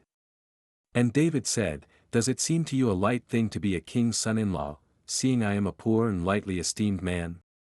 And the servants of Saul told him, saying, In this manner David spoke. Then Saul said, Thus you shall say to David, The king does not desire any dowry but 100 foreskins of the Philistines, to take vengeance on the king's enemies. But Saul thought to make David fall by the hand of the Philistines. So when his servants told David these words, it pleased David well to become the king's son-in-law. Now the days had not expired. Therefore David arose and went, he and his men, and killed 200 men of the Philistines. And David brought their foreskins, and they gave them in full count to the king, that he might become the king's son-in-law. Then Saul gave him Michal his daughter as a wife. Thus Saul saw and knew that the Lord was with David, and that Michal, Saul's daughter, loved him. And Saul was still more afraid of David. So Saul became David's enemy continually. Then the princes of the Philistines went out to war. And so it was, whenever they went out, that David behaved more wisely than all the servants of Saul, so that his name became highly esteemed. Now Saul spoke to Jonathan his son and to all his servants, that they should kill David, but Jonathan, Saul's son, delighted greatly in David. So Jonathan told David, saying, My father Saul seeks to kill you. Therefore please be on your guard until morning, and stay in a secret place and hide. And I will go out and stand beside my father in the field where you are, and I will speak with my father about you. Then what I observe, I will tell you." Thus Jonathan spoke well of David to Saul his father, and said to him, "Let not the king sin against his servant, against David, because he has not sinned against you, and because his works have been very good toward you. For he took his life in his hands and killed the Philistine, and the Lord brought about a great deliverance for all Israel. You saw it and rejoiced. Why then will you sin against innocent blood, to kill David without a cause?" So Saul heeded the voice of Jonathan, and Saul swore, "As the Lord lives, he shall not be killed." Then Jonathan called David, and Jonathan told him all these things. So Jonathan brought David to Saul, and he was in his presence as in times past. And there was war again, and David went out and fought with the Philistines, and struck them with a mighty blow, and they fled from him.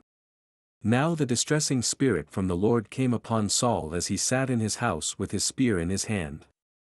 And David was playing music with his hand. Then Saul sought to pin David to the wall with the spear, but he slipped away from Saul's presence, and he drove the spear into the wall. So David fled and escaped that night. Saul also sent messengers to David's house to watch him and to kill him in the morning. And Michal, David's wife, told him, saying, "If you do not save your life tonight, tomorrow you will be killed." So Michal let David down through a window. And he went and fled and escaped. And Michal took an image and laid it in the bed, put a cover of goat's hair for his head, and covered it with clothes. So when Saul sent messengers to take David, she said, "He is sick." Then Saul sent the messengers back to see David, saying, "Bring him up to me in the bed, that I may kill him." And when the messengers had come in, there was the image in the bed, with a cover of goat's hair for his head. Then Saul said to Michal, "Why have you deceived me like this, and sent my enemy away, so that he has escaped?" And Michal answered Saul, "He said to me, 'Let me go. Why should I kill you?'" So David fled and escaped, and went to Samuel at Ramah, and told him all that Saul had done to him. And he and Samuel went and stayed in Naioth. Now it was told Saul, saying, "Take note, David is at Naioth in Ramah." Then Saul sent messengers to take David. And when they saw the group of prophets prophesying, and Samuel standing as leader over them, the Spirit of God came upon the messengers of Saul, and they also prophesied. And when Saul was told, he sent other messengers, and they prophesied likewise. Then Saul sent messengers again the third time, and they prophesied also. Then he also went to Ramah, and came to the great well that is at Sechu.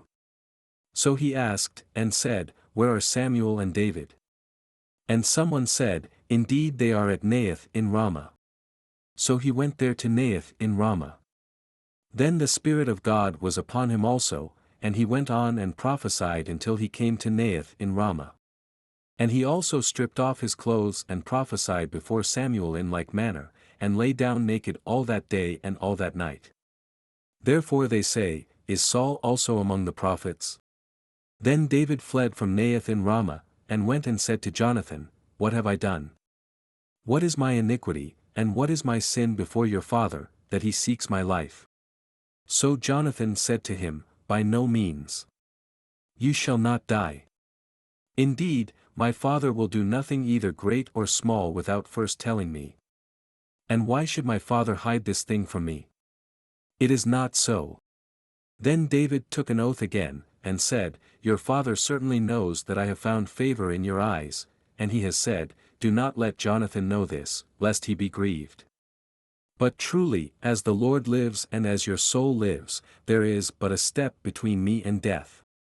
So Jonathan said to David, "Whatever you yourself desire, I will do it for you." And David said to Jonathan, "Indeed tomorrow is the new moon, and I should not fail to sit with the king to eat. But let me go, that I may hide in the field until the third day at evening.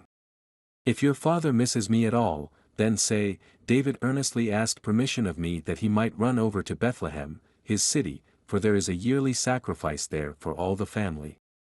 If he says thus, it is well, your servant will be safe. But if he is very angry, then be sure that evil is determined by him. Therefore you shall deal kindly with your servant, for you have brought your servant into a covenant of the Lord with you. Nevertheless, if there is iniquity in me, kill me yourself, for why should you bring me to your father? But Jonathan said, Far be it from you. For if I knew certainly that evil was determined by my father to come upon you, then would I not tell you? Then David said to Jonathan, Who will tell me, or what if your father answers you roughly? And Jonathan said to David, Come, and let us go out into the field. So both of them went out into the field. Then Jonathan said to David, The Lord God of Israel is witness. When I have sounded out my father sometime tomorrow, or the third day, and indeed there is good toward David, and I do not send to you and tell you. May the Lord do so and much more to Jonathan. But if it pleases my father to do you evil, then I will report it to you and send you away, that you may go in safety. And the Lord be with you as he has been with my father. And you shall not only show me the kindness of the Lord while I still live, that I may not die. But you shall not cut off your kindness from my house forever, no, not when the Lord has cut off every one of the enemies of David from the face of the earth. So Jonathan made a covenant with the house of David, saying, Let the Lord require it at the hand of David's enemies. Now Jonathan again caused David to vow, because he loved him, for he loved him as he loved his own soul. Then Jonathan said to David, Tomorrow is the new moon, and you will be missed, because your seat will be empty.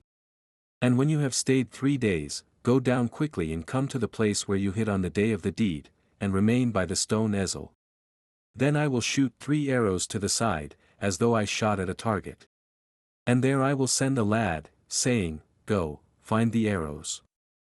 If I expressly say to him, Look, the arrows are on this side of you, get them and come then, as the Lord lives, there is safety for you and no harm. But if I say thus to the young man, Look, the arrows are beyond you, go your way, for the Lord has sent you away. And as for the matter which you and I have spoken of, indeed the Lord be between you and me forever. Then David hid in the field.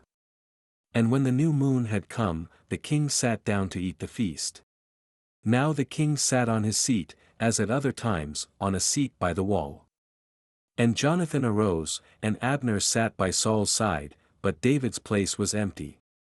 Nevertheless Saul did not say anything that day, for he thought, Something has happened to him, he is unclean, surely he is unclean. And it happened the next day, the 2nd day of the month, that David's place was empty. And Saul said to Jonathan his son, Why has the son of Jesse not come to eat either yesterday or today? So Jonathan answered Saul, David earnestly asked permission of me to go to Bethlehem. And he said, Please let me go, for our family has a sacrifice in the city, and my brother has commanded me to be there. And now, if I have found favor in your eyes, please let me get away and see my brothers. Therefore he has not come to the king's table. Then Saul's anger was aroused against Jonathan, and he said to him, You son of a perverse, rebellious woman. Do I not know that you have chosen the son of Jesse to your own shame and to the shame of your mother's nakedness? For as long as the son of Jesse lives on the earth, you shall not be established, nor your kingdom. Now therefore, send and bring him to me, for he shall surely die. And Jonathan answered Saul his father, and said to him, Why should he be killed? What has he done? Then Saul cast a spear at him to kill him, by which Jonathan knew that it was determined by his father to kill David. So Jonathan arose from the table in fierce anger, and ate no food the 2nd day of the month, for he was grieved for David, because his father had treated him shamefully. And so it was, in the morning, that Jonathan went out into the field at the time appointed with David, and a little lad was with him. Then he said to his lad, Now run, find the arrows which I shoot. As the lad ran, he shot an arrow beyond him. When the lad had come to the place where the arrow was which Jonathan had shot, Jonathan cried out after the lad and said, Is not the arrow beyond you? And Jonathan cried out after the lad, Make haste, hurry, do not delay. So Jonathan's lad gathered up the arrows and came back to his master. But the lad did not know anything. Only Jonathan and David knew of the matter. Then Jonathan gave his weapons to his lad, and said to him, Go, carry them to the city. As soon as the lad had gone, David arose from a place toward the south, fell on his face to the ground, and bowed down 3 times. And they kissed one another, and they wept together, but David more so. Then Jonathan said to David, Go in peace, since we have both sworn in the name of the Lord, saying, May the Lord be between you and me, and between your descendants and my descendants, forever. So he arose and departed, and Jonathan went into the city. Now David came to Nob, to Ahimelech the priest. And Ahimelech was afraid when he met David, and said to him, Why are you alone, and no one is with you? So David said to Ahimelech the priest, The king has ordered me on some business, and said to me, Do not let anyone know anything about the business on which I send you, or what I have commanded you. And I have directed my young men to such and such a place. Now therefore, what have you on hand? Give me 5 loaves of bread in my hand, or whatever can be found. And the priest answered David and said, There is no common bread on hand, but there is holy bread, if the young men have at least kept themselves from women. Then David answered the priest, and said to him, Truly, women have been kept from us about 3 days since I came out. And the vessels of the young men are holy, and the bread is in effect common, even though it was sanctified in the vessel this day. So the priest gave him holy bread, for there was no bread there but the showbread which had been taken from before the Lord, in order to put hot bread in its place on the day when it was taken away. Now a certain man of the servants of Saul was there that day, detained before the Lord. And his name was Doeg, an Edomite, the chief of the herdsmen who belonged to Saul. And David said to Ahimelech, Is there not here on hand a spear or a sword? For I have brought neither my sword nor my weapons with me, because the king's business required haste. So the priest said, The sword of Goliath the Philistine, whom you killed in the valley of Elah, there it is, wrapped in a cloth behind the ephod. If you will take that, take it. For there is no other except that one here. And David said, There is none like it, give it to me. Then David arose and fled that day from before Saul, and went to Achish the king of Gath. And the servants of Achish said to him, Is this not David the king of the land? Did they not sing of him to one another in dances, saying, Saul has slain his thousands, and David his 10,000s? Now David took these words to heart, and was very much afraid of Achish the king of Gath. So he changed his behavior before them, feigned madness in their hands, scratched on the doors of the gate, and let his saliva fall down on his beard. Then Achish said to his servants, Look, you see the man is insane. Why have you brought him to me? Have I need of madmen, that you have brought this fellow to play the madman in my presence? Shall this fellow come into my house? David therefore departed from there and escaped to the cave of Adullam. And when his brothers and all his father's house heard it, they went down there to him. And everyone who was in distress, everyone who was in debt, and everyone who was discontented gathered to him. So he became captain over them. And there were about 400 men with him. Then David went from there to Mizpah of Moab, and he said to the king of Moab, Please let my father and mother come here with you, till I know what God will do for me. So he brought them before the king of Moab, and they dwelt with him all the time that David was in the stronghold. Now the prophet Gad said to David, Do not stay in the stronghold, depart, and go to the land of Judah. So David departed and went into the forest of Hereth. When Saul heard that David and the men who were with him had been discovered, now Saul was staying in Gibeah under a tamarisk tree in Ramah, with his spear in his hand, and all his servants standing about him. Then Saul said to his servants who stood about him, Hear now, you Benjamites. Will the son of Jesse give every one of you fields and vineyards, and make you all captains of thousands and captains of hundreds? All of you have conspired against me, and there is no one who reveals to me that my son has made a covenant with the son of Jesse, and there is not one of you who is sorry for me or reveals to me that my son has stirred up my servant against me, to lie in wait, as it is this day. Then answered Doeg the Edomite, who was set over the servants of Saul, and said, I saw the son of Jesse going to Nob, to Ahimelech the son of Ahitub. And he inquired of the Lord for him, gave him provisions, and gave him the sword of Goliath the Philistine. So the king sent to call Ahimelech the priest, the son of Ahitub, and all his father's house, the priests who were in Nob. And they all came to the king. And Saul said, Hear now, son of Ahitub. And he answered, Here I am, my lord.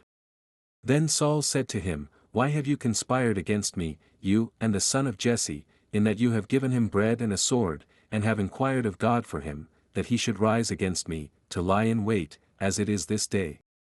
So Ahimelech answered the king and said, And who among all your servants is as faithful as David, who is the king's son-in-law, who goes at your bidding, and is honorable in your house? Did I then begin to inquire of God for him? Far be it from me. Let not the king impute anything to his servant, or to any in the house of my father. For your servant knew nothing of all this, little or much. And the king said, You shall surely die, Ahimelech, you and all your father's house. Then the king said to the guards who stood about him, Turn and kill the priests of the Lord, because their hand also is with David, and because they knew when he fled and did not tell it to me. But the servants of the king would not lift their hands to strike the priests of the Lord. And the king said to Doeg, You turn and kill the priests.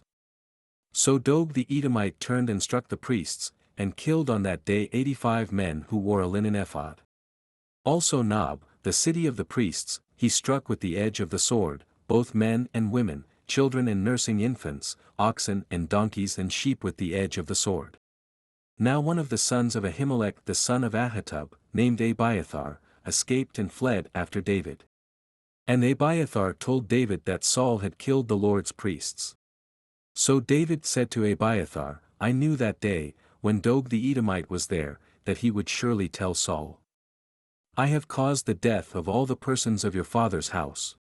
Stay with me, do not fear. For he who seeks my life seeks your life, but with me you shall be safe. Then they told David, saying, Look, the Philistines are fighting against Keilah, and they are robbing the threshing floors. Therefore David inquired of the Lord, saying, Shall I go and attack these Philistines? And the Lord said to David, Go and attack the Philistines, and save Keilah. But David's men said to him, Look, we are afraid here in Judah. How much more then if we go to Keilah against the armies of the Philistines? Then David inquired of the Lord once again. And the Lord answered him and said, Arise, go down to Keilah. For I will deliver the Philistines into your hand. And David and his men went to Keilah and fought with the Philistines, struck them with a mighty blow, and took away their livestock. So David saved the inhabitants of Keilah.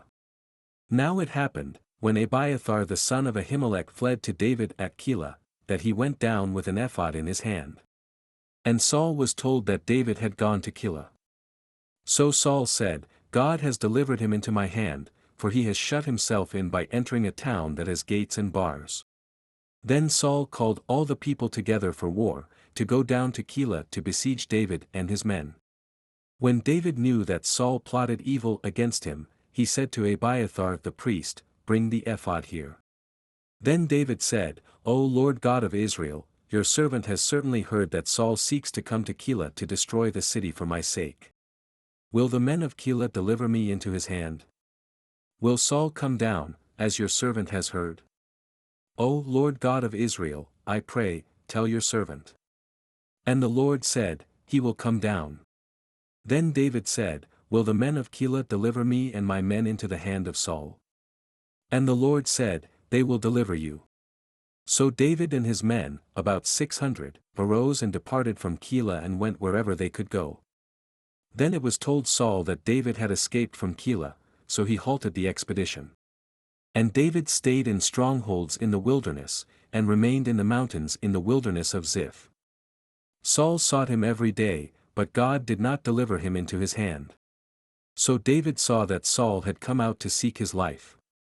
And David was in the wilderness of Ziph in a forest. Then Jonathan, Saul's son, arose and went to David in the woods and strengthened his hand in God. And he said to him, Do not fear, for the hand of Saul my father shall not find you. You shall be king over Israel, and I shall be next to you. Even my father Saul knows that. So the two of them made a covenant before the Lord. And David stayed in the woods, and Jonathan went to his own house. Then the Ziphites came up to Saul at Gibeah, saying, Is David not hiding with us in strongholds in the woods, in the hill of Hachilah, which is on the south of Jeshimon. Now therefore, O king, come down according to all the desire of your soul to come down, and our part shall be to deliver him into the king's hand. And Saul said, Blessed are you of the Lord, for you have compassion on me. Please go and find out for sure, and see the place where his hideout is, and who has seen him there. For I am told he is very crafty. See therefore, and take knowledge of all the lurking places where he hides, and come back to me with certainty, and I will go with you.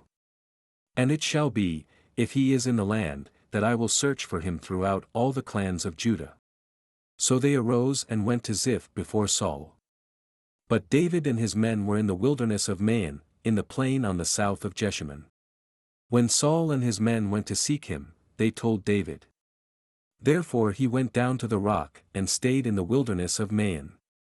And when Saul heard that, he pursued David in the wilderness of Maon. Then Saul went on one side of the mountain, and David and his men on the other side of the mountain. So David made haste to get away from Saul, for Saul and his men were encircling David and his men to take them. But a messenger came to Saul, saying, Hasten and come, for the Philistines have invaded the land. Therefore Saul returned from pursuing David, and went against the Philistines, so they called that place the Rock of Escape. Then David went up from there and dwelt in strongholds at En-Gedi. Now it happened, when Saul had returned from following the Philistines, that it was told him, saying, Take note. David is in the wilderness of En-Gedi. Then Saul took 3,000 chosen men from all Israel, and went to seek David and his men on the rocks of the wild goats. So he came to the sheepfolds by the road, where there was a cave, and Saul went in to attend to his needs. David and his men were staying in the recesses of the cave. Then the men of David said to him, This is the day of which the Lord said to you, Behold, I will deliver your enemy into your hand, that you may do to him as it seems good to you. And David arose and secretly cut off a corner of Saul's robe. Now it happened afterward that David's heart troubled him because he had cut Saul's robe. And he said to his men, The Lord forbid that I should do this thing to my master, the Lord's anointed, to stretch out my hand against him, seeing he is the anointed of the Lord. So David restrained his servants with these words, and did not allow them to rise against Saul. And Saul got up from the cave and went on his way. David also arose afterward, went out of the cave, and called out to Saul, saying, My lord the king. And when Saul looked behind him, David stooped with his face to the earth, and bowed down. And David said to Saul, Why do you listen to the words of men who say, Indeed David seeks your harm? Look, this day your eyes have seen that the Lord delivered you today into my hand in the cave, and someone urged me to kill you. But my eye spared you, and I said, I will not stretch out my hand against my Lord, for he is the Lord's anointed. Moreover, my father, see. Yes, see the corner of your robe in my hand. For in that I cut off the corner of your robe, and did not kill you, know and see that there is neither evil nor rebellion in my hand, and I have not sinned against you. Yet you hunt my life to take it. Let the Lord judge between you and me, and let the Lord avenge me on you. But my hand shall not be against you. As the proverb of the ancient says, wickedness proceeds from the wicked. But my hand shall not be against you. After whom has the king of Israel come out? Whom do you pursue? A dead dog? A flea? Therefore let the Lord be judge, and judge between you and me, and see and plead my case, and deliver me out of your hand.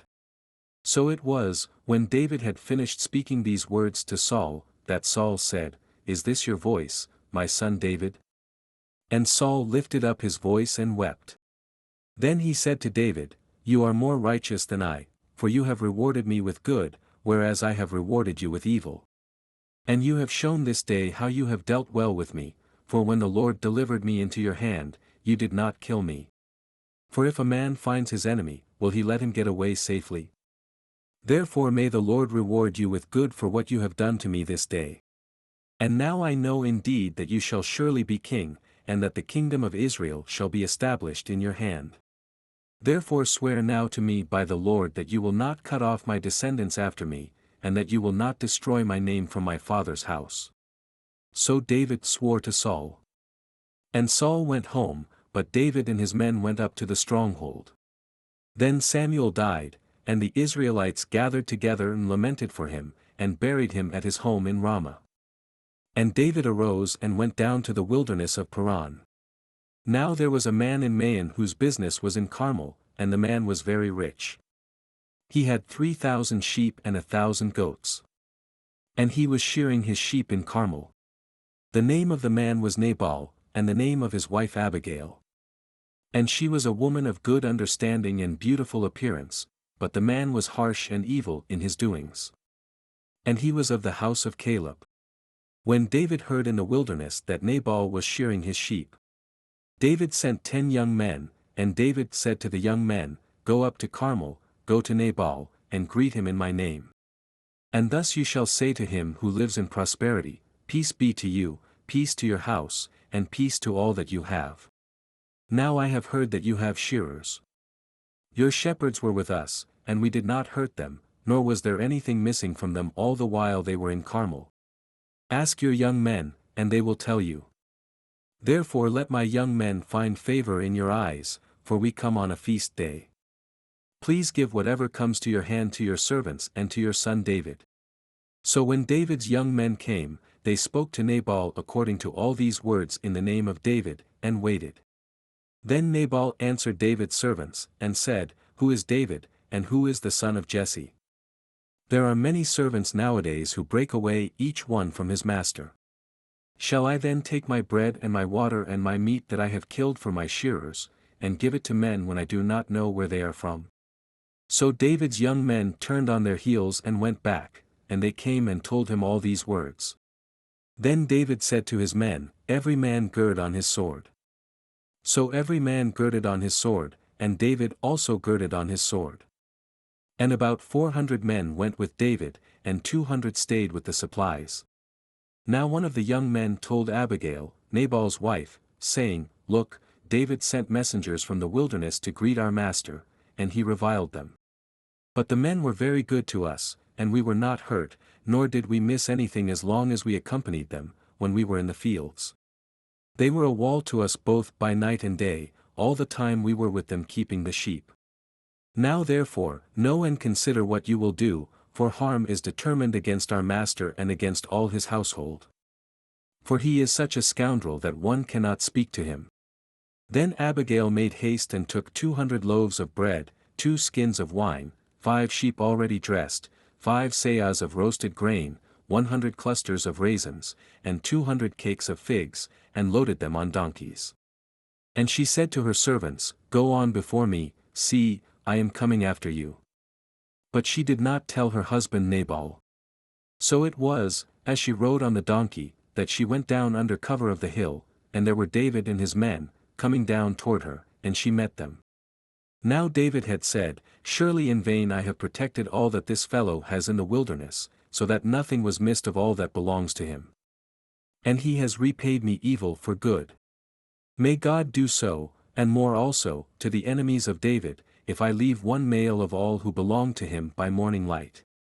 Now when Abigail saw David, she hastened to dismount from the donkey, fell on her face before David, and bowed down to the ground. So she fell at his feet and said, On me, my lord, on me let this iniquity be. And please let your maidservant speak in your ears, and hear the words of your maidservant. Please, let not my lord regard this scoundrel Nabal. For as his name is, so is he, Nabal is his name, and folly is with him. But I, your maidservant, did not see the young men of my lord whom you sent. Now therefore, my lord, as the Lord lives and as your soul lives, since the Lord has held you back from coming to bloodshed and from avenging yourself with your own hand, now then, let your enemies and those who seek harm for my lord be as Nabal. And now this present which your maidservant has brought to my lord, let it be given to the young men who follow my lord. Please forgive the trespass of your maidservant. For the Lord will certainly make for my lord an enduring house, because my lord fights the battles of the Lord, and evil is not found in you throughout your days. Yet a man has risen to pursue you and seek your life, but the life of my lord shall be bound in the bundle of the living with the Lord your God, and the lives of your enemies he shall sling out, as from the pocket of a sling. And it shall come to pass, when the Lord has done for my lord according to all the good that he has spoken concerning you, and has appointed you ruler over Israel. That this will be no grief to you, nor offense of heart to my lord, either that you have shed blood without cause, or that my lord has avenged himself. But when the Lord has dealt well with my lord, then remember your maidservant. Then David said to Abigail, Blessed is the Lord God of Israel, who sent you this day to meet me. And blessed is your advice and blessed are you, because you have kept me this day from coming to bloodshed and from avenging myself with my own hand. For indeed, as the Lord God of Israel lives, who has kept me back from hurting you, unless you had hastened and come to meet me, surely by morning light no males would have been left to Nabal. So David received from her hand what she had brought him, and said to her, Go up in peace to your house. See, I have heeded your voice and respected your person. Now Abigail went to Nabal, and there he was, holding a feast in his house, like the feast of a king. And Nabal's heart was merry within him, for he was very drunk, therefore she told him nothing, little or much, until morning light. So it was, in the morning, when the wine had gone from Nabal, and his wife had told him these things, that his heart died within him, and he became like a stone. Then it came about, after about 10 days, that the Lord struck Nabal, and he died. So when David heard that Nabal was dead, he said, Blessed be the Lord, who has pleaded the cause of my reproach from the hand of Nabal, and has kept his servant from evil. For the Lord has returned the wickedness of Nabal on his own head. And David sent and proposed to Abigail, to take her as his wife. When the servants of David had come to Abigail at Carmel, they spoke to her saying, David sent us to you, to ask you to become his wife. Then she arose, bowed her face to the earth, and said, Here is your maidservant, a servant to wash the feet of the servants of my lord.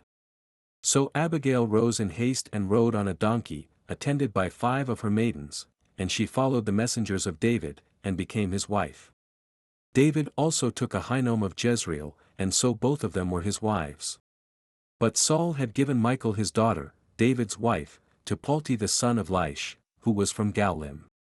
Now the Ziphites came to Saul at Gibeah, saying, Is David not hiding in the hill of Hachilah, opposite Jeshimon? Then Saul arose and went down to the wilderness of Ziph, having 3,000 chosen men of Israel with him, to seek David in the wilderness of Ziph. And Saul encamped in the hill of Hachilah, which is opposite Jeshimon, by the road.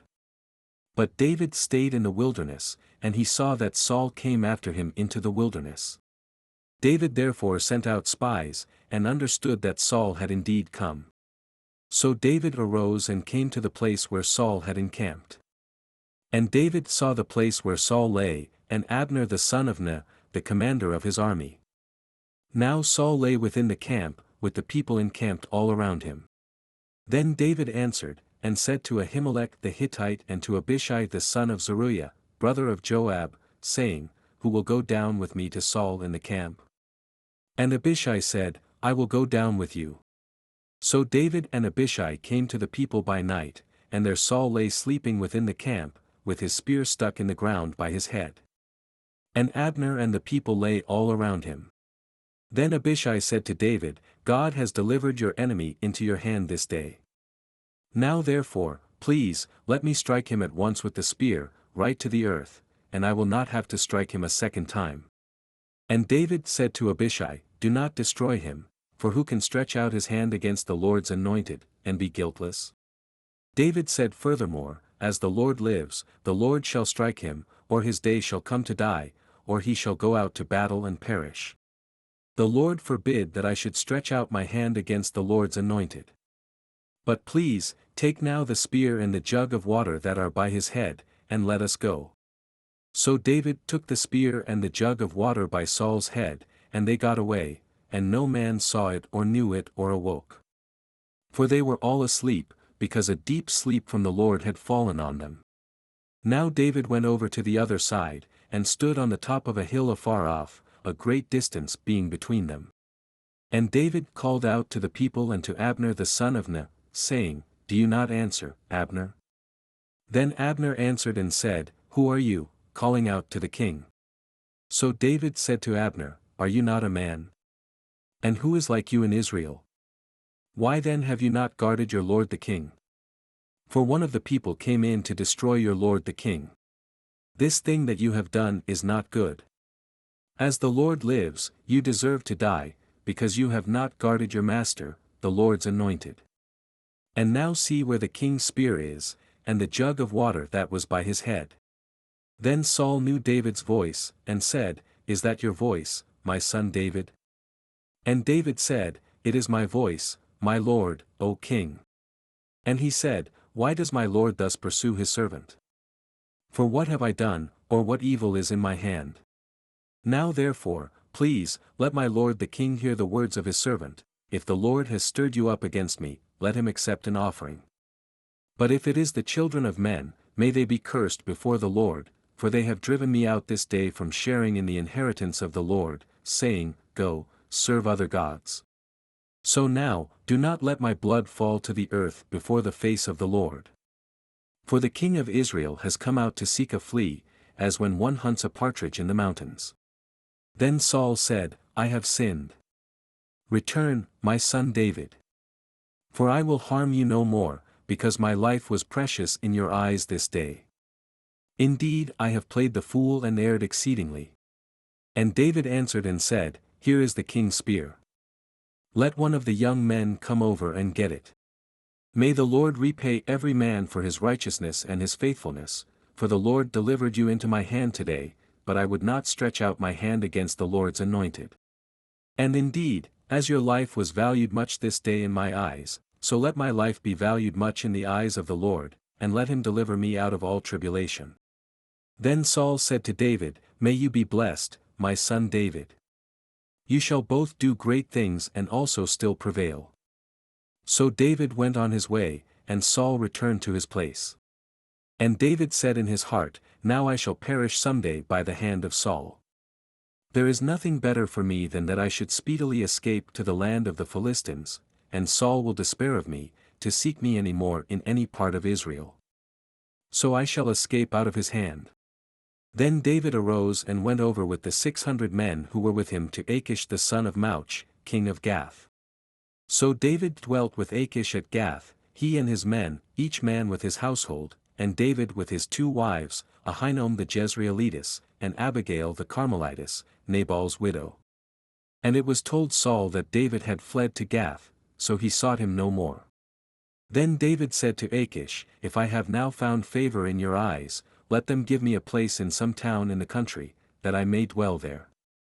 For why should your servant dwell in the royal city with you? So Achish gave him Ziklag that day. Therefore Ziklag has belonged to the kings of Judah to this day.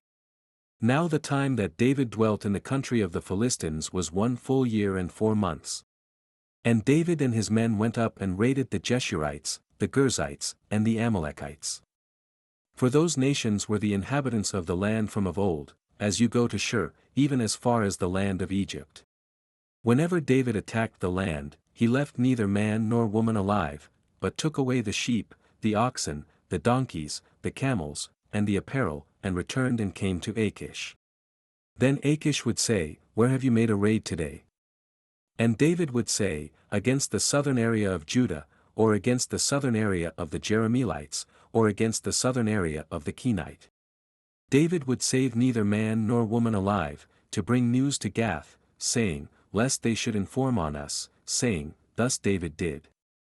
And thus was his behavior all the time he dwelt in the country of the Philistines. So Achish believed David, saying, He has made his people Israel utterly abhor him, therefore he will be my servant forever. Now it happened in those days that the Philistines gathered their armies together for war, to fight with Israel. And Achish said to David, You assuredly know that you will go out with me to battle, you and your men. And David said to Achish, Surely you know what your servant can do. And Achish said to David, Therefore I will make you one of my chief guardians forever. Now Samuel had died, and all Israel had lamented for him and buried him in Ramah, in his own city. And Saul had put the mediums and the spiritists out of the land. Then the Philistines gathered together, and came and encamped at Shunem. So Saul gathered all Israel together, and they encamped at Gilboa. When Saul saw the army of the Philistines, he was afraid, and his heart trembled greatly. And when Saul inquired of the Lord did not answer him, either by dreams or by Urim or by the prophets. Then Saul said to his servants, Find me a woman who is a medium, that I may go to her and inquire of her. And his servants said to him, In fact, there is a woman who is a medium at Endor. So Saul disguised himself and put on other clothes, and he went, and 2 men with him, and they came to the woman by night. And he said, Please conduct a séance for me, and bring up for me the one I shall name to you. Then the woman said to him, Look, you know what Saul has done, how he has cut off the mediums and the spiritists from the land. Why then do you lay a snare for my life, to cause me to die? And Saul swore to her by the Lord, saying, As the Lord lives, no punishment shall come upon you for this thing. Then the woman said, Whom shall I bring up for you? And he said, Bring up Samuel for me. When the woman saw Samuel, she cried out with a loud voice. And the woman spoke to Saul, saying, Why have you deceived me? For you are Saul. And the king said to her, Do not be afraid. What did you see? And the woman said to Saul, I saw a spirit ascending out of the earth. So he said to her, What is his form? And she said, An old man is coming up, and he is covered with a mantle. And Saul perceived that it was Samuel, and he stooped with his face to the ground and bowed down. Now Samuel said to Saul, Why have you disturbed me by bringing me up? And Saul answered, I am deeply distressed, for the Philistines make war against me, and God has departed from me and does not answer me any more, neither by prophets nor by dreams. Therefore I have called you, that you may reveal to me what I should do. Then Samuel said, Why then do you ask me, seeing the Lord has departed from you and has become your enemy? And the Lord has done for himself as he spoke by me. For the Lord has torn the kingdom out of your hand and given it to your neighbor, David. Because you did not obey the voice of the Lord nor execute his fierce wrath upon Amalek, therefore the Lord has done this thing to you this day. Moreover the Lord will also deliver Israel with you into the hand of the Philistines. And tomorrow you and your sons will be with me. The Lord will also deliver the army of Israel into the hand of the Philistines. Then immediately Saul fell full length on the ground, and was dreadfully afraid because of the words of Samuel. And there was no strength in him, for he had eaten no food all day or all night. And the woman came to Saul and saw that he was severely troubled, and said to him, Look, your maidservant has obeyed your voice, and I have put my life in my hands and heeded the words which you spoke to me. Now therefore, please, heed also the voice of your maidservant, and let me set a piece of bread before you, and eat, that you may have strength when you go on your way. But he refused and said, I will not eat. So his servants, together with the woman, urged him, and he heeded their voice. Then he arose from the ground and sat on the bed. Now the woman had a fatted calf in the house, and she hastened to kill it. And she took flour and kneaded it, and baked unleavened bread from it. So she brought it before Saul and his servants, and they ate. Then they rose and went away that night. Then the Philistines gathered together all their armies at Aphek, and the Israelites encamped by a fountain which is in Jezreel. And the lords of the Philistines passed in review by hundreds and by thousands, but David and his men passed in review at the rear with Achish. Then the princes of the Philistines said, What are these Hebrews doing here? And Achish said to the princes of the Philistines, Is this not David, the servant of Saul king of Israel, who has been with me these days, or these years? And to this day I have found no fault in him since he defected to me. But the princes of the Philistines were angry with him, so the princes of the Philistines said to him, Make this fellow return, that he may go back to the place which you have appointed for him, and do not let him go down with us to battle, lest in the battle he become our adversary. For with what could he reconcile himself to his master, if not with the heads of these men? Is this not David, of whom they sang to one another in dances, saying, Saul has slain his thousands, and David his 10,000s? Then Achish called David and said to him, Surely, as the Lord lives, you have been upright, and your going out and your coming in with me in the army is good in my sight. For to this day I have not found evil in you since the day of your coming to me. Nevertheless the lords do not favor you. Therefore return now, and go in peace, that you may not displease the lords of the Philistines. So David said to Achish, But what have I done? And to this day what have you found in your servant as long as I have been with you, that I may not go and fight against the enemies of my lord the king? Then Achish answered and said to David, I know that you are as good in my sight as an angel of God, nevertheless the princes of the Philistines have said, He shall not go up with us to the battle. Now therefore, rise early in the morning with your master's servants who have come with you. And as soon as you are up early in the morning and have light, depart. So David and his men rose early to depart in the morning, to return to the land of the Philistines. And the Philistines went up to Jezreel. Now it happened, when David and his men came to Ziklag, on the third day, that the Amalekites had invaded the south and Ziklag, attacked Ziklag and burned it with fire. And had taken captive the women and those who were there, from small to great. They did not kill anyone, but carried them away and went their way. So David and his men came to the city, and there it was, burned with fire, and their wives, their sons, and their daughters had been taken captive. Then David and the people who were with him lifted up their voices and wept, until they had no more power to weep. And David's two wives, Ahinoam the Jezreelitess, and Abigail the widow of Nabal the Carmelite, had been taken captive.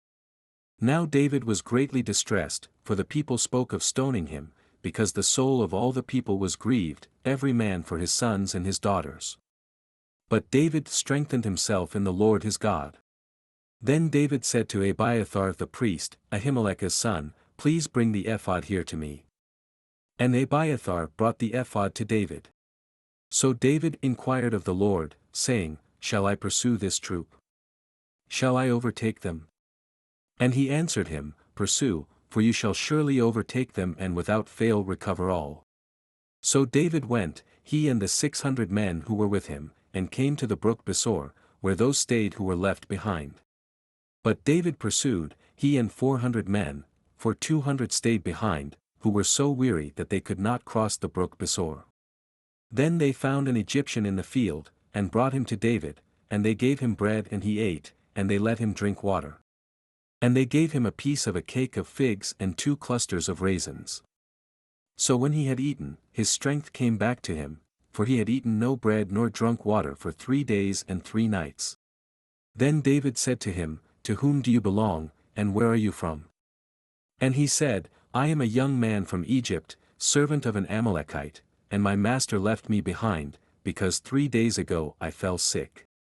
We made an invasion of the southern area of the Cherethites, in the territory which belongs to Judah, and of the southern area of Caleb, and we burned Ziklag with fire. And David said to him, Can you take me down to this troop? So he said, Swear to me by God that you will neither kill me nor deliver me into the hands of my master, and I will take you down to this troop. And when he had brought him down, there they were, spread out over all the land, eating and drinking and dancing, because of all the great spoil which they had taken from the land of the Philistines and from the land of Judah. Then David attacked them from twilight until the evening of the next day. Not a man of them escaped, except 400 young men who rode on camels and fled. So David recovered all that the Amalekites had carried away, and David rescued his 2 wives. And nothing of theirs was lacking, either small or great, sons or daughters, spoil or anything which they had taken from them, David recovered all. Then David took all the flocks and herds they had driven before those other livestock, and said, This is David's spoil. Now David came to the 200 men who had been so weary that they could not follow David, whom they also had made to stay at the brook Besor. So they went out to meet David and to meet the people who were with him. And when David came near the people, he greeted them. Then all the wicked and worthless men of those who went with David answered and said, Because they did not go with us, we will not give them any of the spoil that we have recovered, except for every man's wife and children, that they may lead them away and depart. But David said, My brethren, you shall not do so with what the Lord has given us, who has preserved us and delivered into our hand the troop that came against us. For who will heed you in this matter? But as his part is who goes down to the battle, so shall his part be who stays by the supplies, they shall share alike. So it was, from that day forward, he made it a statute and an ordinance for Israel to this day. Now when David came to Ziklag, he sent some of the spoil to the elders of Judah, to his friends, saying, "Here is a present for you from the spoil of the enemies of the Lord." To those who were in Bethel, those who were in Ramoth of the south, those who were in Jattir, those who were in Aroer, those who were in Sifmoth, those who were in Eshtemoa, those who were in Rachel, those who were in the cities of the Jerahmeelites, those who were in the cities of the Kenite, those who were in Hormah, those who were in Chorashan, those who were in Athak, those who were in Hebron, and to all the places where David himself and his men were accustomed to rove. Now the Philistines fought against Israel, and the men of Israel fled from before the Philistines, and fell slain on Mount Gilboa. Then the Philistines followed hard after Saul and his sons. And the Philistines killed Jonathan, Abinadab, and Malchishua, Saul's sons. The battle became fierce against Saul. The archers hit him, and he was severely wounded by the archers. Then Saul said to his armor-bearer, "Draw your sword, and thrust me through with it, lest these uncircumcised men come and thrust me through and abuse me."